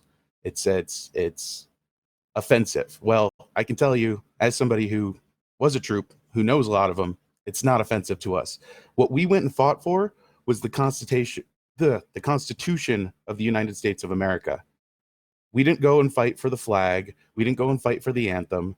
We went and fought for democracy, what we felt was right, and to protect our country. And even though I know that that's going to be a little contentious on its own, just because it's that's a whole problem in itself. Kneeling is the most pro-American thing that you can do. Protesting is the most pro-American thing that you can do. It's how we got civil rights. It's how we progress as societies. And so to be against protesting, especially protesting this particular issue, which is violence, you have to be anti-American to be against it, period. There's no better way to use your freedom than to battle injustices. And that's all the time I need. Okay. All right. Great opening statement from Time. In Exister, how do you respond? Well, the question of honor or honoring the troops, I think that definitely does come up. It depends on how you look at it. I think it can be very disrespectful, even though some troops may see it as, oh, this is, not disrespectful to us because we see the meaning behind it. Doesn't mean everybody sees it that way. To not stand up for that anthem when, again, this is especially in like a sports celebration where you're celebrating the fact that you have a country where you're able to do this, where you are protected, where you do have the freedoms, where you do have the democracy, where you can get together and celebrate these things. Yes, there's a place for protest, but that might not be the right place. And I could even argue maybe a short kneel and then standing up might be a better way to show the fact that, there are some problems, but we still stand with the troops that have fought for us, and not only the troops, but all the people that made the country work for what it is. And there's a question of, do you want to, of like nationalism, where a lot of people might back off and say, well, look, that's just nationalistic. That's just pushing for something that the government stands for. And there's a good argument to be made against that. If we're at a point where we, as a society, can't stand in respect for our country, for our history, for all that that stands for, then maybe that's a reflection on where we're at. And the question shouldn't be, should we not stand for it? The question should be, let's go fix these things. We should still be proud enough to stand up no matter what the situation is. And even if there are problems, those should be addressed. There should be protests. But the idea of kneeling for what is ultimately our collective and not just our government, it's not just what our a possibly corrupt government stands for, but it's kneeling instead of standing up in pride for what we are, and taking that nationalism back to ourselves for what we stand for, not necessarily our corrupt government. But I would make the argument that some people, older veterans, might not see the difference between somebody kneeling and somebody simply in the extreme burning the flag or something. The disrespect is there, and some people might not see it as disrespect, but some people might. So ultimately, we ought to be able to stand proud for our flag, for our country, for everything we do, even when we're doing things wrong. Those things need to be addressed, and certainly protests need to happen. But it can be very much seen as a disrespect, especially when other nations see our own citizens from the outside. If you look in from the outside and you see the citizens of this country not respecting what it stands for, especially with countries like China or Russia that tend to be far more nationalist, looking on, it can look like a very weak thing to do. Okay, so let's kick off this discussion with a question that I have for an exister. Maybe this will be a good way to kind of start out the conversation, because I've always wondered this and never had the opportunity to ever ask it, but this is a perfect time to do that. So you said a lot of things about how we should have pride and these sort of things, and why that's important. When you're watching the game at home and they do the anthem, do you stand in your living room? No.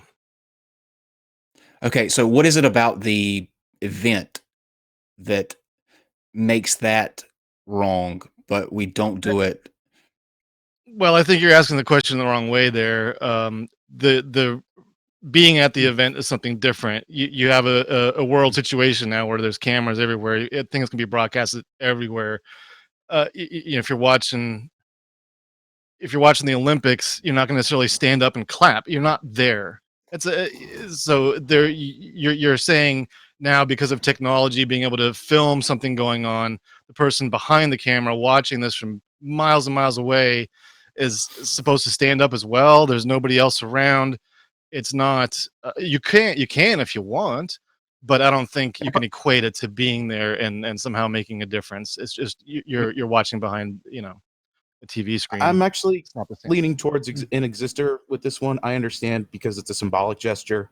You don't really have any symbolism except to yourself when you're watching the game at home. So I kind of understand with that point. But I did take a couple of notes here, if I can go ahead and jump in real fast. Sure. Just let me say real quickly, but that would just mean that it was all about the show and not so much about what it actually stands for. Because if it was genuinely about the respect behind the flag, people should do it even at home, right? It becomes then more about, if you want to stand at home all day long respecting the flag, you can, with nobody seeing you, you can do that, but that's kind of pointless. It is a group exercise. And again, I kind of agree with that, but I mean, it's not that you're wrong, Kyle. The whole thing is symbolic, and I'm never wrong.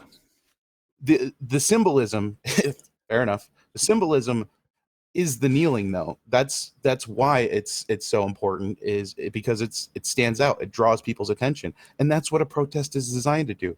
But you said a couple of things inexistent about the way people look at it, and you're saying some veterans might get offended, and some people so some people are looking at it wrong. That's all you're saying, is that some people don't understand the importance of this issue, about the protests, about violence against other Americans, against your own citizens. And they're saying, we don't care about the violence. We want you to stand for the flag. No, that's bullshit. Well, is it standing for the flag, or is it standing for the fact that it's a question of, are you dividing the country and saying, no, the country has failed, versus no, the country is still working, but we need problems. We need to fix problems. The country has failed. It is failing in this regard. That's why there's a protest. But there are other ways to show that other than disrespecting what is supposed to be ultimately our collective and our pride as a whole. So and again, I would argue that this is like, if we're at the point where we want to show internationally that we do not trust our own country to the point where we internally feel it has completely failed, that can be a very shattering reality to those around it. It almost opens us up. It's there's a little bit of a, sure, we need to fix things, but we also have to stand together and still,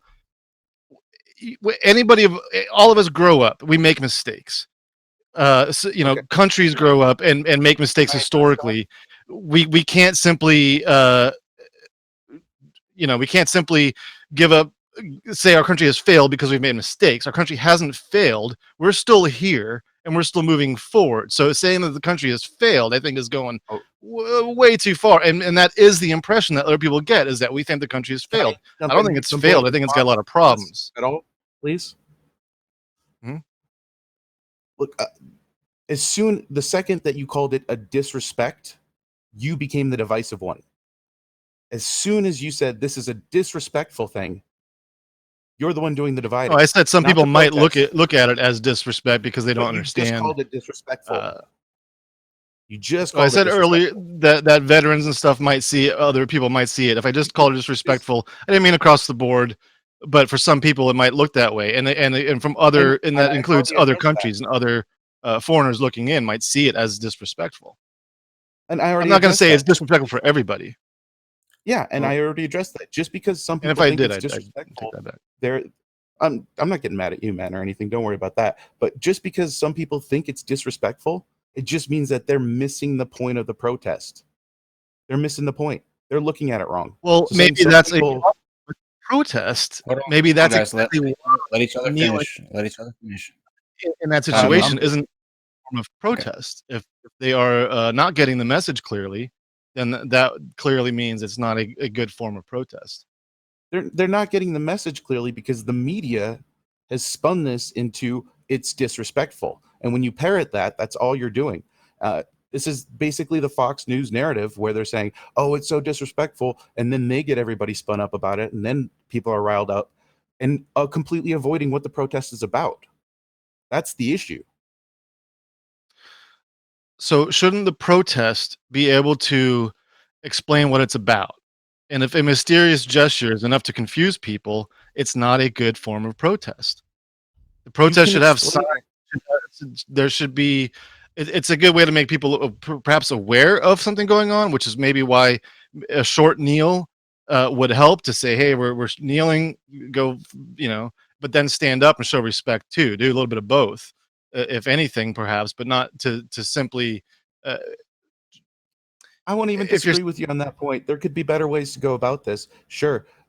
Kneel for a while and then symbolically stand up to say, hey, there's a problem, but I'm also standing together with everybody. Maybe that would be good, but people would still focus on the kneeling part and the actual protest would still be lost.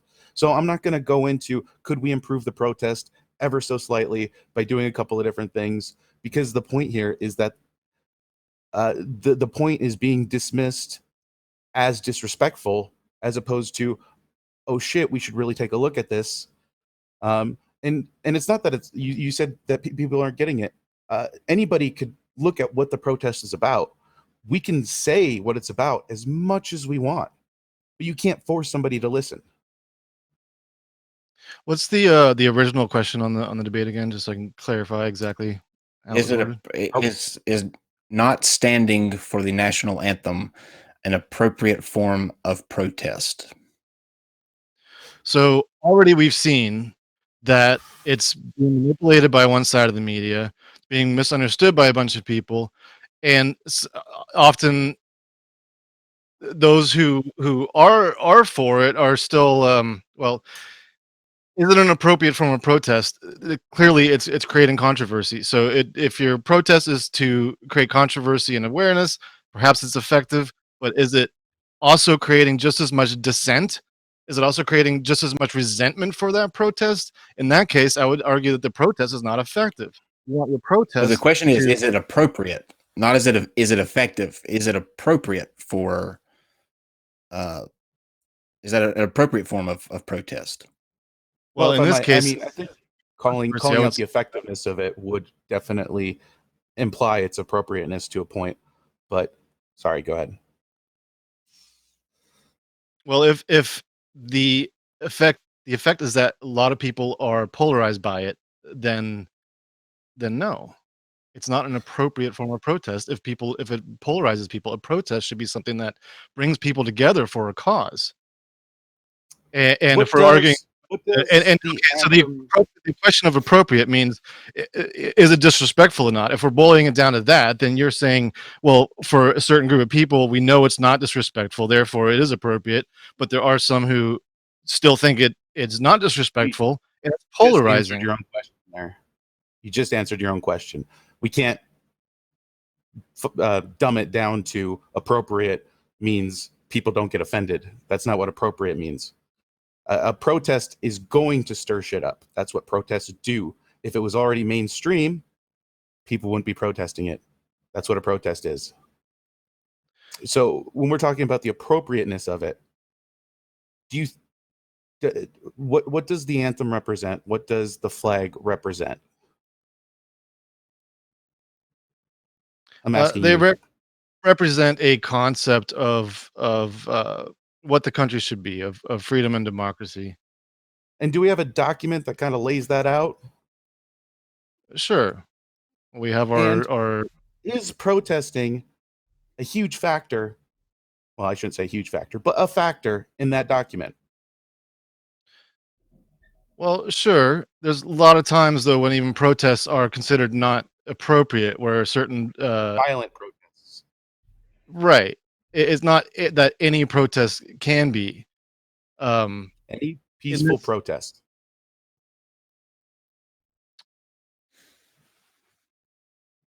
I picked number 2 because you guys needed somebody. I know, man. I know. You did fine, man. You did fine.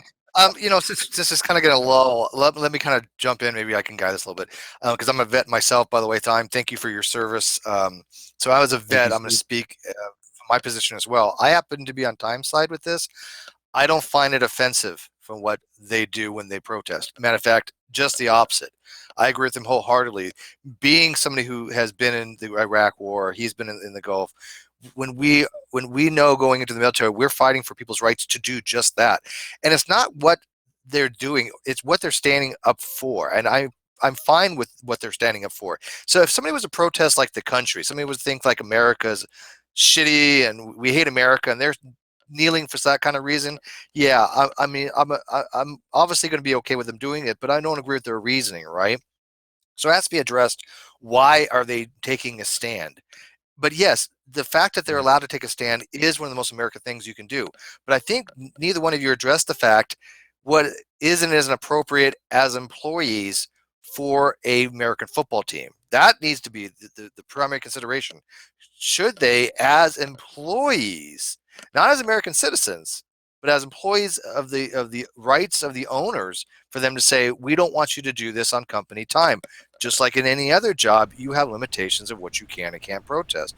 Why don't you address that real quick? Because I think that's kind of an elephant in the room is, do they have a right as employees to do it? Of course, I think they have a right as American citizens, and I applaud their right. I stand by it wholeheartedly. But as employees, thank you, Steve, for bringing up the point that I really should have made there in that discussion. That's a good point. Can I start this real quick? It's a good one. An excerpt, just because I do want to point out again that you're not exactly doing this because you believe in it. I think we need to really highlight that, because otherwise it's not quite fair to you.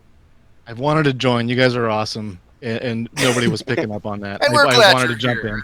in. And look, my dad has served in the. I'm a military kid. My dad was a chaplain and everything. And I do somewhat believe that if people don't really know what it's about, then it can be offensive and it can kind of backlash a little bit. But overall, I do think. Wait, were you playing devil's advocate and you don't really? I was. Yeah, and I also want to. Did you not catch that, Kyle? This is producer Dave, and I kind of want to harken this back to when Kyle and I. I'm sorry if that was the wrong thing to do. We cooked up the whole concept of debate roulette. Was just like, hey, maybe we could get some people to come in and actually debate a side they don't really hold, because that's how people get good at debates. Sure. That's how you get good. I don't at know debating. how long I can be a flat earther though. There is a. I feel like I didn't do anything wrong, because that's exactly kind of what I did. No, you didn't. You didn't. If anything, you did. You did a really good thing, and something that I think more people should do. More people should stand in the place of a position that they are in disagreement with, and try being the devil's advocate. Learn that other sides, where they're coming from, and that's how you win arguments, like knowing the other person's position. So I think it's actually a great thing that people are able to come in and do that and do it well. Like you, I guess I didn't catch that when you came in, because I thought that you were really arguing from that side. So I mean, well, that was a job. I did an okay job, hopefully. Yeah, if I both did a great job. Absolutely. But I mean, I come from. So, Time. What I want to hear from you though. What are your, to answer Steve's question about, do they have the right to do that as a employee? Because that's an excellent question. It is a great question, and I think it's going to be tough. But we don't play the national anthem when you go into work every morning. It's just I don't entirely see the comparison. If we did play that, and people were getting fired over it left and right for kneeling, then you know what? I think it'd be a better protest. But you have to keep in mind though, just because it's not like a blanket thing that we do across the country. Let's say that we went to we worked at Timco. Steve and I worked at Timco, which is a hardware company, and every morning part of their company policy is to get in the break room and listen to the Pledge of Allegiance and stand and put your hand over your heart. It's just part of their monthly meeting. That is a company policy that they would have to follow if they wanted to work there. So the same could be true for the NFL. If they enacted a policy saying that to be on the NFL, to be a part of the team, you have to stand during this. If not, then that's fine. You don't have to, but you're not going to be a part of the NFL. How would you come down on that? Well, firstly, I think it's immoral because, especially what you pointed out, being forced to stand there and do the pledge and everything like that. Sorry, I don't pledge my allegiance to the United States. I'm a veteran. I fought. I love this country, but pledging your allegiance is basically giving up any ability to criticize and judge. You become a puppet of the state at that point. If the country does something wrong, you need to have the ability to criticize it. So, I mean, on that, well, that would be you're right, but they would just be like, okay, you don't work here then. Yeah, I totally agree with your time, but I think you're missing the bigger picture. There's two things that Kyle's bringing up, two big things. One, the company has a right to run their company that they want, and if you don't wish to do that, you don't want to follow their rules, you work somewhere else. That is something that we have given private institutions the ability to do. And second, they're building a brand. Football is big business. They are building a brand. They don't want individuals on their, to have some kind of their own political views, their own ideology. That's irrelevant to their building a brand like that. And I get the idea behind that. I really do. And this is not an easy subject, because which one wins out? The individual's right to protest or the company? And I got to say, although I do think very strongly people have the right to protest, when you're working for a company and you're making those kinds of monies for football and things like that, you got to play by their rules. It sucks, but I would actually side with the owners in this particular case. I'm not. All I can say on that particular question is I think it's incredibly immoral thing to do, especially considering if this was really work related. If this was about work, like if guys were taking knees in the middle of a pass, sure, absolutely, can him. But this is the anthem. Nobody's doing any work. You're putting on a show, and I understand the show's the whole point. But all I can answer is say, from a moral perspective, I can't. I can understand it from a business perspective, and right there, we both kind of lose the argument. They're allowed to do that. They can fire people for that. Yeah, but from a moral perspective, we've all been in business. We all have done more immoral things in the line of business. Business Don't we kneel to have God, ethics, though? but I get, you know, we kneel to God. Yeah, I mean, same thing. I mean, if you're at a Christian organization, you're reverence. expected to, to be reverent to a deity, and if you don't join that Christian organization. I'm just saying, if you want to kneel. That's a point of reverence. You kneel like that's been a thing that people have done over the years when they're getting knighted, and it's a form of respect. So I don't see kneeling any worse than anything else. Now, if you just sat on your ass, that might be different. That would be kind of a blatant fuck you. But, if I'm still, that's on here, what he initially said, or was initially proposed, was he was going to sit on the bench. I think he did that the first time, and nobody really noticed. Yeah, NFL being such a pro-American sports league too, it's obviously a controversy to have anything that's not 100% pro-America. That's just part of their branding. So that makes the whole situation so much more difficult for the league. And I agree with what Steve says. I wish I had brought that up in the debate of the whole. Just get rid of the national anthem altogether.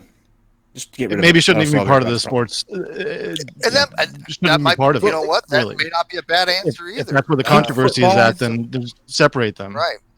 It's like separate the church and state. Right? They really, why are we doing that in the beginning of a game? I mean, again, because for pride and all that. Right, of course. Well, shortly, baseball is America's pastime. Is that maybe commercialized also shallow pride by doing that? Well, part of it, yes and no. Part of it is, I mean, not even part of it. A lot of it came out because of the Red Scare, and the communists were unifying, so they wanted to unify America, and what better way to unify America than God and sports? So apple pie, baseball.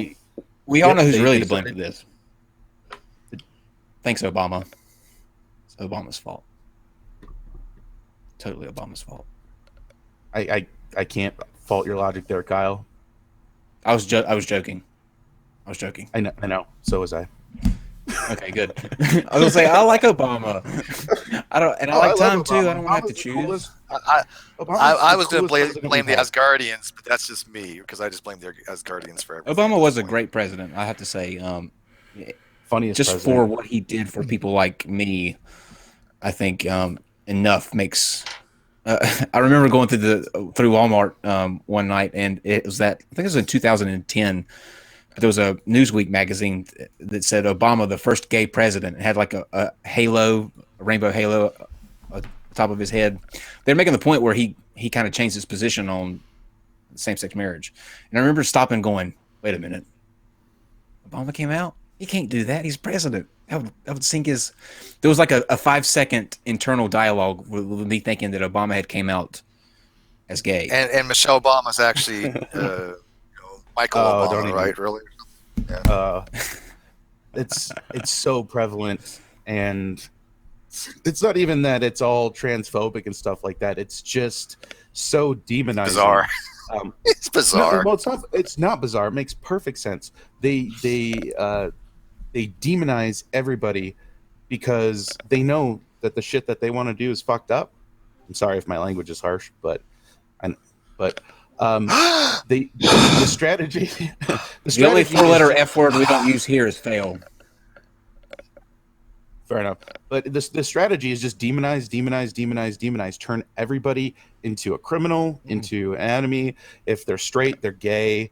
If they're a man, they're a woman. If they're a woman, they're a man. Just demonize literally everybody, because then no matter what, you come out looking like the good guy. It's just strategy, and it's so fucking convincing to idiots. Well said. All right, I agree. A couple super chats for my getting out of the way. Hey, can I just before I go, can I just tell you guys thank you for having me on? I hope I can just debate at some point with something I know more about. But it was fun to just hop on here. This is a crazy cool format. I don't know. Alternate concepts of God that don't mess with science. That it all works together. I'd love to talk about things like that. I'd love to debate you on something that we actually disagree with. Yeah, that would be cool.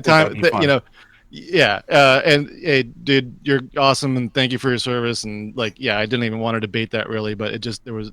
You still did great. I just clicked on the damn button and I regretted it instantly, but I'm glad it happened. So I appreciate being here.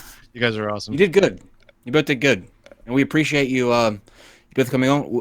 I tell you what, both of you email me at live@nonsexshow.com, and we will set up a discussion between the two of you, bring you on, and do that. We'll if there's a good topic, yeah, sure. Yeah, absolutely. That sounds like a blast. We'll figure that out. Sure. And either way, we'll if it doesn't work out together, we'll bring you on with somebody that does, just separately. So I like you both. I think. Can I just be around when you bring Reds on so I can laugh when he's trashing a flat earth? You don't want to do that. That would be. You don't want to hang out with that. Reds. Would be. You can hang out Well, Tuesdays.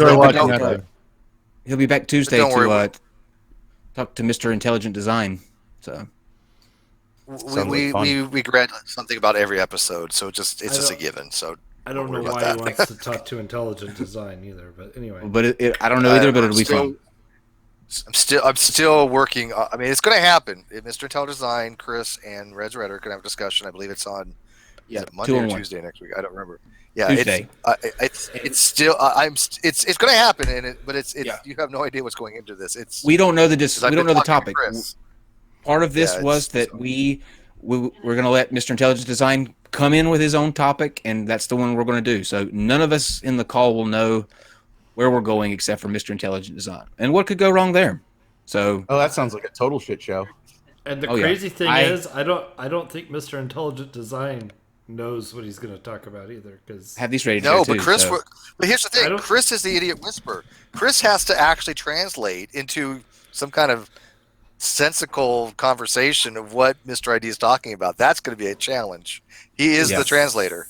Is that even possible? Like, he's done it, sort of. I mean, it was intriguing. He actually. I can't say that he took what Mr. Intelligent Design and made it cogent or coherent, but he made it a little more interesting, at least.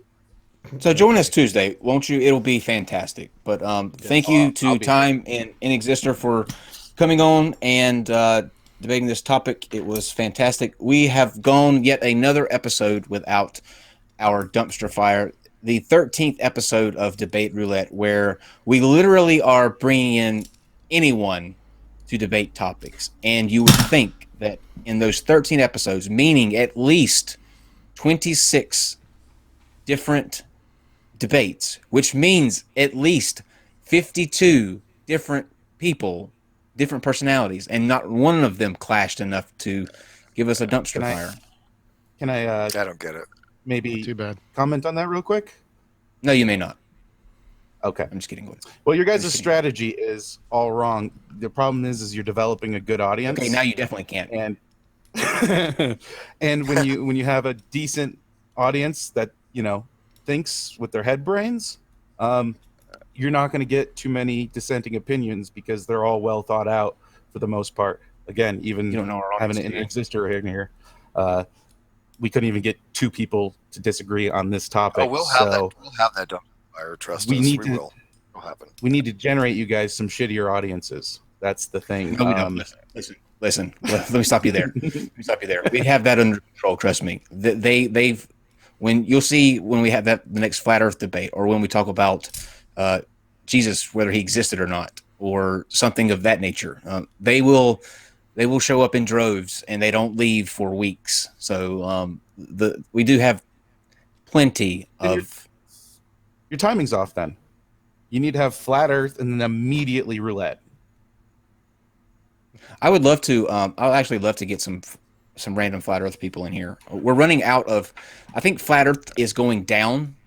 It's actually the movement has hit a wall because they were everywhere. Now it's really difficult to find people who are new or have a new kind of idea, and so it's just getting. Why not get flat Earthers to debate each other? It's definitely not as prevalent as it was because they have watched systematically as many people have just destroyed their arguments, and I think that they're just kind of giving up.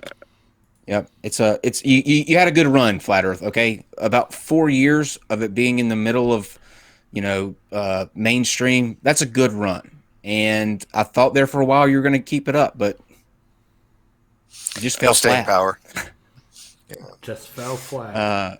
All right. They're So long and thanks hard, again, but guys. staying power. Thanks again, Thank guys, you for so much. for coming on. We'll I see love you soon. Love you guys. We love you as well, and everyone else that watches us. Steve, I had something that was groundbreaking that I needed to announce, and it escapes me now. You want me to do the super chats while you're thinking of it? Yes, but let me read this first. Billy Ballbag says, Kyle, as a gay man, I wanted to ask you a question if you feel comfortable answering it. But do you think it's balanced upbringing to be brought up by the same sex parents? Yes, actually.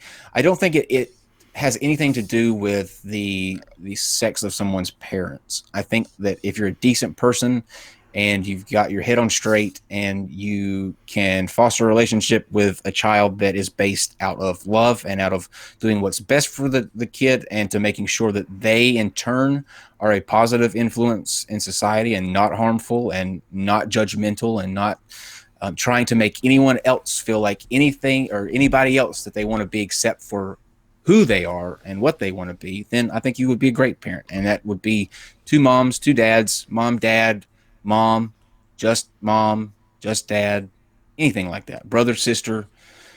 You just need somebody above you that loves you and puts you first, and you'll be fine.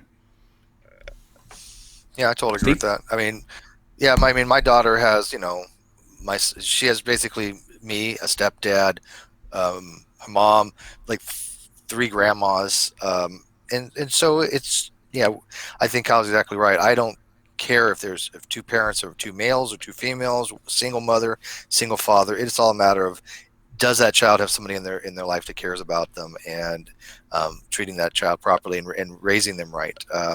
This narrative of having the optimal condition of a mother and father, I don't really see it as being that optimal any longer. Most people that I know that have come from families that were not what you would consider to be your standard male female kind of parenting, they don't seem to have much difference in their lives than anybody else. They just seem to be as happy. So if it goes talking about the happiness of the child, that's all I care about. More of this, guys. More of this. All right, super chats. More of this. The Illuminati. Got plenty of that. Okay, super chats. 0132 $5.05. No more peanut butter. Yeah, that was fun, actually. MO, $5. I'm spending $5 to kindly ask the Godless Iowan to turn his mic down and also to stop being intellectually dishonest about Trump. His mic was loud. But he was not intellectually dishonest about Trump. Yeah, I don't think so. He's not a Trump fan, is he? No. Trump's an idiot. Yeah, I don't know. Oh, I got to tell you real quick. I was out the other day and I actually met a real-life Trump fan. I mean, honest to God, Magna Trump fan, and I was thrilled. I was like, really, talk to me about this, and I kept asking him basically, like, what is this so great about Trump? And it was the same rhetoric I would hear on the internet. Oh, he's just done so much for the country. He's just, an awesome president. I'm like, but what has he done? They've got the talking points down. That when you go to ask for details, can't tell you anything. There was no details. No details. I mean, I was like, talk about how he does policy through Twitter, North Korea. He's in love with, Kim Jong-il or Un or what the hell his name is now. Did you hear the UN laugh at him? Bizarre. When he said his administration has done, or his administration has had the most accomplishments of any administration to that point to date, and the entire UN started laughing at him, and he stops and goes, "Didn't expect that reaction." That's what level you're dealing with. He's at a disconnect. No, he would probably think that. Yeah, no, he's at a disconnect I've never seen of a level of, because he's so inept. He literally is so inept, and I think I honestly believe that half his advisors at this point are just fucking with him for the hell of it, just to have fun. He literally, I honestly believes that his administration has accomplished the most of any, more than FDR did dealing with World War II. More than Teddy Roosevelt with the Panama, more than George Washington crossing the Delaware. All of that, his administration has done so much more because they're the best. They're the best administration. He only hires the best people. Can you imagine him during Bear Pigs? We would not Slavery, survived it. Slavery doesn't even touch the Muslim ban. Not even close. Yeah. Okay. Exactly. Jen Morgan, $5. No, don't limit the number of children. Limit which families can have children. No more right wing nuts. No more drug parents. We read that before, but it's worth reading again. I think unfortunately we might have to figure out something to limit children. But anyways, Brian Stevens, $5. Nate Boyer, Army vet, was one who said kneel. So an Army vet was the one who told Kaspernick the way to do his protest respectfully. Kaepernick, how do you pronounce his name? I know who he is. I can't pronounce his name. Kaepernick. Okay. Kaepernick. It's Kaepernick, isn't it? Kaepernick. Okay. Kaepernick. But yeah, again, I don't think they're being disrespectful when they do that at all. Carolina Clark, $10. No comment, but thank you, Caroline. Pragmatic Culture, $2. Did you do if Kanowski was right yet? Kaniski, I'm sorry. If Kaniski was right, do you know what that was? Kaczynski, the Unabomber. Actually, I have a more important question for you, Pragmatic Culture, since you're watching. What the hell is going on with the Catholic Church? Why are you putting saints and Jesus in a Pokemon Go app and having people run across the country collecting Jesus? Is this a midlife crisis, Pragmatic Culture? This is not what we meant by reform. Not by no stretch of the imagination. If you think that an app is going to... Why would he ask about Ted Kaczynski out of curiosity? I don't know what the question is referring to. Why would he... I don't know the relevance. I mean, there. is this something relating to like the hoax bombing recently, or I don't know. The Unabomber. It's something to do with the Unabomber, but I'm not sure. Yeah, I know Ted Kaczynski was the Unabomber, and there was obviously the bomb threats that was the fake bombs that was set. But thank you, Caroline. We think you're great. They were real explosive devices. They caught the guy. I don't know if you guys caught the news. They did, but no, they weren't real. There was no real explosives in there, I thought. No, there was real explosives. He just was shit at assembling bombs. Yeah. How'd they catch him? Are you sure about that? At least in some of them. How'd they catch him? I saw his van. First, he'd already made terroristic threats, the van. But yeah, he was already on a watch list and had already been fingerprinted, so they lifted one of his prints off one of the bombs. And they also had, it was funny because one of the news reporters actually had tried to get them to watch him on a Twitter there. She actually said this guy is going to do something basically, and they ignored her. So, Pragmatic Culture. Let's do this. We're closing out for the show tonight, but I plan to bring this back up on Sunday on the Smoking Nun, and as part of our weird news segment. So if you'd like to come on then and I guess give me your make a case for Pokemon Go, then I would love to hear it. If you're free on Sunday at 8. I had somebody over Twitter send me. I saved these. I was going to say these for Sunday, but I'll go ahead and read them. Somebody sent me the. Pokemon Go. Oh, that's funny. So somebody sent me the reviews that people left on iTunes after they downloaded this app. Hold on, I gotta find it. Give me 1 second, everyone. Here we go. Okay, so these are two ratings and reviews from iTunes. This is literally the greatest app ever. It has changed my life in so many ways. No, I don't speak the language, and no, I don't know how to play. And no, I haven't even gotten past the load screen, but as I understand it, it takes a year off of your time in purgatory, and just for having it, it is a great app. Daniel Luna says, before this game, I was playing Pokemon Go, and I was consumed by the devil's propaganda. I finally found my calling, and am happily collecting bread. That's some good satire. That is very good satire. So, Pragmatic Culture, what say you? Do you want to come on and... Don't worry, I won't be defending it. No, yeah, he says he won't be defending it, but so at least he'll talk about it, because maybe he thinks like the rest of us. Like, what the hell? But at least he knows how dumb it is. Sure. Yeah. This coming from the guy who defends... Well, that's for another show. Yeah. Just kidding. Pragmatic Culture. Okay, so thank you guys for sticking with us. We do apologize that we had to do this kind of last minute, but it's what happened. Sometimes they don't show. I guess for a show that has reached its 271st episode. Wow. Having one not show up. We've had some cancel, canceled, but we knew about it ahead of time. One not showing up in 271. That's pretty amazing, actually. I think that's exceptional, to be honest. And for having that show cancel, be changed 10 minutes before we go on live, I think we pulled out a pretty decent couple of conversations here. And we couldn't do that without people like Time and Inexister, Sandring, and... You guys are also always awesome. Yeah, we're good at pulling out. We all have our crosses to bear, man. We all have our crosses to bear. You're working it. Just no one to pull out. Yeah. Well, if I can just say, I'll be back whenever you guys will have me because it's so much fun. Well, we will bring you back, sir. Absolutely. Send me those emails. And guys, we will be back tomorrow here at 7 p.m. for Ad Homies. Jimmy's back this week, so we will be talking about exorcism. We're going through 3 real-life exorcisms and pointing out what we think is really going on. Also, if you are a Patreon, you can join us tomorrow at 4 p.m. Eastern. The links will be in the Patreon site as well as Discord in the open forums section. Steve, anything else before we bid? This was actually the second no-show. Somebody had pointed out, and they're absolutely right. The first was actually No Concepts. Oh yeah, that is true. Because he did that show. That is true. So thank you for that correction.